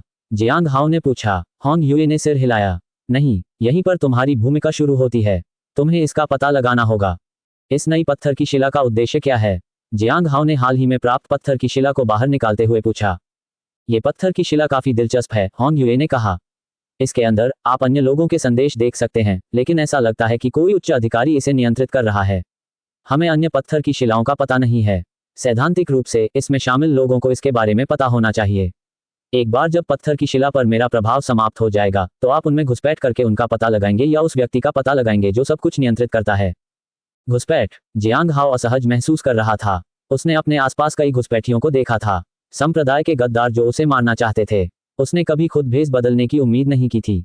सौभाग्य से वह हेवनली नोट सेक्ट में घुसपैठ नहीं कर रहा था। वह जानता था कि वहां गद्दारों का क्या हाल होता है। दिव्य सुगंध वाला दाव फूल अभी भी उनके आंगन में था। एल्डर बैजी निश्चित रूप से उनकी गतिविधियों पर कड़ी नजर रखेंगे। जब तक वे साफ सुथरे रहेंगे, उन्हें चिंता करने की कोई जरूरत नहीं होगी। इस पर विचार करने के बाद जियांग हाओ को लगा कि यह खतरनाक है। हालांकि उसके साथ यात्रा कर रही खूबसूरत महिला से ज्यादा खतरनाक कुछ भी या कोई भी नहीं था। अगर कोई पद खाली नहीं है तो हम एक बार में सिर्फ एक ही शहर में खोज कर सकते हैं, जियांग हाओ ने माथे पर शिकन डालते हुए कहा। जू लैन वाली घटना के बाद वे शायद हिडन क्लाउड प्रीफेक्चर से दूर ही रहेंगे। हिडन क्लाउड प्रीफेक्चर बहुत विशाल था। सभी स्थानों की खोज करने के लिए 3 महीने भी पर्याप्त नहीं होंगे। अगर हालात बेहद खराब हो गए तो उसे होंग यूए से वापस लौटने की अनुमति मांगनी पड़ेगी। अगर वह संप्रदाय में वापस नहीं लौटा तो उसे गद्दार माना जाएगा और उसका पीछा किया जाएगा। दिव्य सुगंध दाव फूल की उपेक्षा की जाएगी। यही कारण था कि समय पर संप्रदाय में वापस लौटना पर्याप्त था। वे निकटतम शहर वॉटरवुड सिटी पहुंचे। 3 दिन तक वहां रहने के बाद भी कोई नया सुराग न मिलने पर जियांग हाओ और होंग यूए आगे बढ़ गए। वे लू युआन शहर पहुंचे। यहाँ एक आध्यात्मिक खान थी। होंग यूए ने उस स्थान का काफी देर तक अवलोकन किया। क्या आपको लगता है कि यह जगह खास है, सीनियर? जियांग हाओ ने पूछा। खनन स्थल के किनारे पर एक उजाड़ इलाका फैला हुआ था। उससे आगे हरे भरे पेड़ थे। होंग यूए एक ऊंचे स्थान पर खड़ी होकर खनन स्थल को निहार रही थी। खनन स्थल अपने आप में कोई खास नहीं है। यहाँ का भूभाग थोड़ा विचित्र है। आध्यात्मिक ऊर्जा सघन होती है लेकिन फैलती नहीं है। यह एक अच्छी जगह है। इस भूभाग का क्या उपयोग है? जियांग हाओ ने पूछा। उसने भूभाग को ध्यान से देखा लेकिन उसे कुछ भी असामान्य नहीं मिला। जियांग हाओ की ओर देखते हुए होंग यूए मुस्कुराए। खदान के नीचे मकबरे हैं। ये साधारण मकबरे नहीं हैं। शायद इन्हें कभी खोजा ही नहीं गया है। मकबरे? जियांग हाओ आश्चर्यचकित रह गया। क्या हमें नीचे जाकर देखना चाहिए? उसने पूछा। होंग यूए ने तिरस्कार भरी मुस्कान के साथ मुंह फेर लिया। उसने उसे इतनी घृणा से देखा था कि जियांग हाओ को शर्मिंदगी महसूस हुई। मृतकों के विश्राम स्थल पर जाने का क्या लाभ? होंग यूए ने कहा। यह अशुभ होता है। उसकी बातें सुनकर जियांग हाओ होंग यूए की शक्ति से और भी अधिक प्रभावित हुआ। उसकी साधना, ज्ञान और मानसिकता सभी असाधारण थी। हालांकि कभी कभी वह उसे अजीब महसूस कराती थी। उसने न केवल उसके आंगन से दिव्य सुगंध वाला दाव फूल ले लिया, बल्कि उसके त्यागे हुए खजाने भी ले गई। विचारों में खोया हुआ वह क्षण भर के लिए उसके साथ चलना भूल गया। क्या तुम मेरे साथ रहना चाहते हो? होंग यूए ने पीछे मुड़कर पूछा। नहीं, बस मैं सोच रहा था कि मैं आपकी हिम्मत की कितनी प्रशंसा करता हूँ, सीनियर, जियांग हाओ ने कहा। क्या तुम फिर से झूठ बोल रहे हो? नहीं, जियांग हाओ ने कहा। होंग यूए रुक गई और जियांग हाओ की ओर देखने लगी। उसके चेहरे पर मुस्कान आ गई। जियांग हाओ थोड़ा चौंक गया। उसने अपना सिर नीचे कर लिया। एक लाल बत्ती चमकी और वे वहां से गायब हो गए। पलक झपकते ही जियांग हाओ खुद को लू युआन शहर में पाया। यह आसपास का सबसे समृद्ध और घनी आबादी वाला शहर था। यहाँ काफी संख्या में साधक भी थे। जियांग हाओ और होंग यूए 4 दिनों तक शहर में रुके। उन्होंने कुछ सामान बेचा भी। उसने लगभग 2500 स्पिरिट स्टोन अर्जित किए। अब उसके पास कुल मिलाकर लगभग 14,700 स्पिरिट स्टोन हो गए थे। जियांग हाओ ने 3,700 स्पिरिट स्टोन खर्च करके एक तलवार खरीदी। तलवार की कारीगरी औसत दर्जे की थी, लेकिन गुणवत्ता ठीक ठाक थी। ये गोल्डन कोर क्षेत्र और फाउंडेशन एस्टेब्लिशमेंट क्षेत्र के लिए उपयुक्त थी। ये ब्लेड हल्का और सुविधाजनक था, लेकिन इसमें कोई अन्य अनूठी विशेषता नहीं थी। इसका एकमात्र लाभ इसकी मजबूती थी। ये गहरे लाल रंग का था, लेकिन इसकी धार चांदी जैसी थी। इस ब्लेड का कोई नाम नहीं था, इसलिए जियांग हाओ ने इसे बाकी सभी ब्लेडों की तरह अर्धचंद्राकार ब्लेड नाम दिया। 4 दिनों तक कोई नया सुराग न मिलने के बाद जियांग हाओ और होंग यूए दूसरे शहरों में चले गए। वे रास्ते में पड़ने वाले प्रत्येक शहर में कुछ दिनों के लिए रुकते थे। कभी कभी उन्हें परेशानी का सामना करना पड़ता था, लेकिन जियांग हाओ आमतौर पर इसे जल्दी से हल कर लेता था ताकि इसका होंग यूए पर कोई असर न पड़े। बीच रास्ते में उनके पास चांदी के सिक्के खत्म हो गए। जियांग हाओ को एक बदनामी वाले धनी परिवार से कुछ सिक्के उधार लेने पड़े। फिर उन्होंने अपनी यात्रा जारी रखी। 2 महीने से अधिक का समय पलक झपकते ही बीत गया। जियांग हाओ को एहसास हुआ कि अब उसके पास संप्रदाय में लौटने के लिए केवल 10 दिन बचे हैं। महीनों की खोज के बाद भी कोई नतीजा नहीं निकला। उन्होंने कई छोटे संप्रदायों और शहरों का दौरा किया। उन्हें कुछ सुराग मिले, लेकिन जिन लोगों की वे तलाश कर रहे थे, वे बहुत पहले ही उस जगह से भाग चुके थे। ज़ू लैन की मृत्यु के बाद वे या तो भाग गए या अन्य स्थानों पर शरण ले ली। इस दौरान जियांग हाओ ने पत्थर की शिला का अध्ययन किया। उन्होंने संदेशों के आदान प्रदान के लिए एक क्षेत्र की खोज की। हालांकि इसका उपयोग नहीं किया जा सकता था। जांच करने पर पता चला कि होंग यूए ने टैबलेट के मालिक को उनके ठिकाने का पता लगाने से रोकने के लिए प्रभाव डाला था। उन्हें उसकी शक्ति के समाप्त होने का इंतजार करना पड़ा, तभी वे पत्थर की शिला का उपयोग कर सकते थे। लेकिन इस टैबलेट में सूचना आदान प्रदान क्षेत्र क्यों है? जियांग ने आश्चर्य व्यक्त किया। जियांग हाओ ने वापस लौटने पर इसका अध्ययन करने का निर्णय लिया। यह आसपास का आखिरी शहर है। बाकी शहर यहाँ से बहुत दूर हैं, जियांग हाओ ने सामने दिख रहे छोटे शहर को देखते हुए कहा। होंग यूए ने अब भी अपनी नारंगी और सफेद रंग की पोशाक पहनी हुई थी। उसने उससे और स्नान के लिए पानी तैयार करने को नहीं कहा था। जियांग हाओ ने अनुमान लगाया कि पत्थर की शिला ने शायद पहले उसकी ऊर्जा खर्च कर दी होगी, इसलिए उसने स्नान करने का अनुरोध किया था। क्या तुम वापस जाना चाहती हो? होंग यूए ने धीरे से पूछा और आगे चलने लगी। मुझे खेद है, मुझे समय सीमा के भीतर संप्रदाय में वापस लौटना होगा, जियांग हाओ ने क्षमा मांगते हुए कहा। ऐसे में प्रार्थना कीजिए कि आपके गुप्त मिशन से उपयोगी जानकारी प्राप्त हो, अन्यथा। होंग यूए ने जियांग हाओ की ओर देखा। अब तक मुझे उम्मीद है कि तुम असफलता के परिणामों को समझ चुके होगे। जियांग हाओ ने अपना सिर झुकाया। हाँ, अगर 3 दिनों में हमें कुछ नहीं मिला तो मैं तुम्हें वापस भेज दूंगी, होंग यूए ने कहा। क्या तुम्हें पता है कि इस यात्रा के दौरान कितने लोग तुम्हारा पता लगाने की कोशिश कर रहे हैं? जियांग हाओ का दिल जोर से धड़कने लगा। वह उत्सुक तो था, लेकिन उसे समझ नहीं आ रहा था कि होंग यूए क्या कहना चाह रही है। उसने कोई जवाब नहीं दिया। होंग यूए को जियांग हाओ की चुप्पी की परवाह नहीं थी। वह आगे बढ़ गई, लेकिन उसकी आवाज उसके कानों तक पहुंच गई। कुल 4 समूह आपको ढूंढने की कोशिश कर रहे हैं। उनमें से 2 तो पूरी जान लगा रहे हैं। आपको सुर्खियों में रहना इतना नापसंद है, लेकिन लगता है कि आप में ध्यान आकर्षित करने की अद्भुत प्रतिभा है। मुझे लगा था कि आप अदृश्य हैं। वरिष्ठ, आप मजाक कर रहे होंगे। जियांग हाओ ने आह भरी। जियांग हाओ चिंतित महसूस कर रहा था, खासकर इसलिए क्योंकि वह नहीं जानता था कि वे लोग कौन थे। वे दोनों कट्टरपंथी जरूर हेवनली सेंट सेक्ट और सनसेट इमॉर्टल सेक्ट के होंगे। उसे बाकियों के बारे में पता नहीं था। शायद वे ब्लैक हेवन सेक्ट और हेवनली जॉय पवेलियन थे। बहरहाल, उसे अकेले बाहर निकलने से बचना चाहिए। वापस लौटने के बाद वह खेती करना जारी रखेगा। पर्याप्त समय बीत जाने पर किसी भी तरह की अनबन दूर हो सकती है। हालांकि एक बात निश्चित थी, उसे ढूंढने वाले सभी लोगों को उसका पता लगाने में काफी मुश्किल हो रही थी। या तो होंग यूए ने अपना ठिकाना छिपाया था, या फिर कोई खजाना उसके लिए ये काम कर रहा था। लोगों को यह विश्वास दिलाना बेहतर होगा कि उसके पास ऐसे खजाने हैं जिनसे उसका ठिकाना छिपा हुआ है, बजाय इसके कि कोई विशेषज्ञ उसकी मदद कर रहा हो। वरिष्ठ, क्या पत्थर की इन पट्टियों में मेरी स्थिति को छिपाने की क्षमता है? जियांग हाओ ने पूछा। मुश्किल से, हालांकि पत्थर की ये पट्टियां खास हैं और बहुत कम लोग इनके आर पार देख सकते हैं, होंग युए ने कहा। जियांग हाओ को राहत महसूस हुई। अगर संप्रदाय के वरिष्ठों को पता चल भी जाता तो वह सारा दोष पत्थर की शिलाओं पर डाल देता। अगर उनसे पत्थर की पट्टियों की उत्पत्ति के बारे में पूछा जाता तो वे बस कोई मनगढ़ंत कहानी सुना देते। आखिर ये दुनिया अजीबोगरीब चीजों से भरी पड़ी है। जियांग हाओ ने सामने फैले शहर की ओर देखा। यह उनका आखिरी पड़ाव था। इन 2 महीनों में उन्होंने पत्थर की पट्टियों के सुराग खोजने के साथ साथ अपने परिवार की भी तलाश की थी। हालांकि उसे 5 साल की उम्र में बेच दिया गया था, लेकिन वह बचपन में उनके साथ ही रहा था। भले ही उसके परिवार ने उसके साथ अच्छा व्यवहार नहीं किया था, फिर भी वह इस बात के लिए आभारी था कि उन्होंने उसे पाला पोसा था। उन्होंने उसे पढ़ना लिखना सिखाया था। जब उसे दिव्य नोट संप्रदाय को बेच दिया गया, तब से उसका जीवन कठिन हो गया था। उसके पास सहारा देने वाला कोई नहीं था। उसका जीवन घर पर हर दिन लकड़ी काटने से कहीं अधिक मुश्किल था। वह उन्हें आखिरी बार देखना चाहता था, लेकिन वह उन्हें कहीं नहीं ढूंढ पाया। यही वह आखिरी शहर था जहां साधारण गैर कृषक रहते थे। अगर वे अभी भी जीवित होते तो वे यहां होते। हालांकि उन्हें वे वहां भी नहीं मिले। 3 दिन बाद जियांग हाओ शहर छोड़कर चला गया। इन 3 दिनों में उसे कुछ भी हासिल नहीं हुआ था। उसने अपने परिवार के साथ घटित हो सकने वाली सबसे बुरी बात के बारे में सोचा।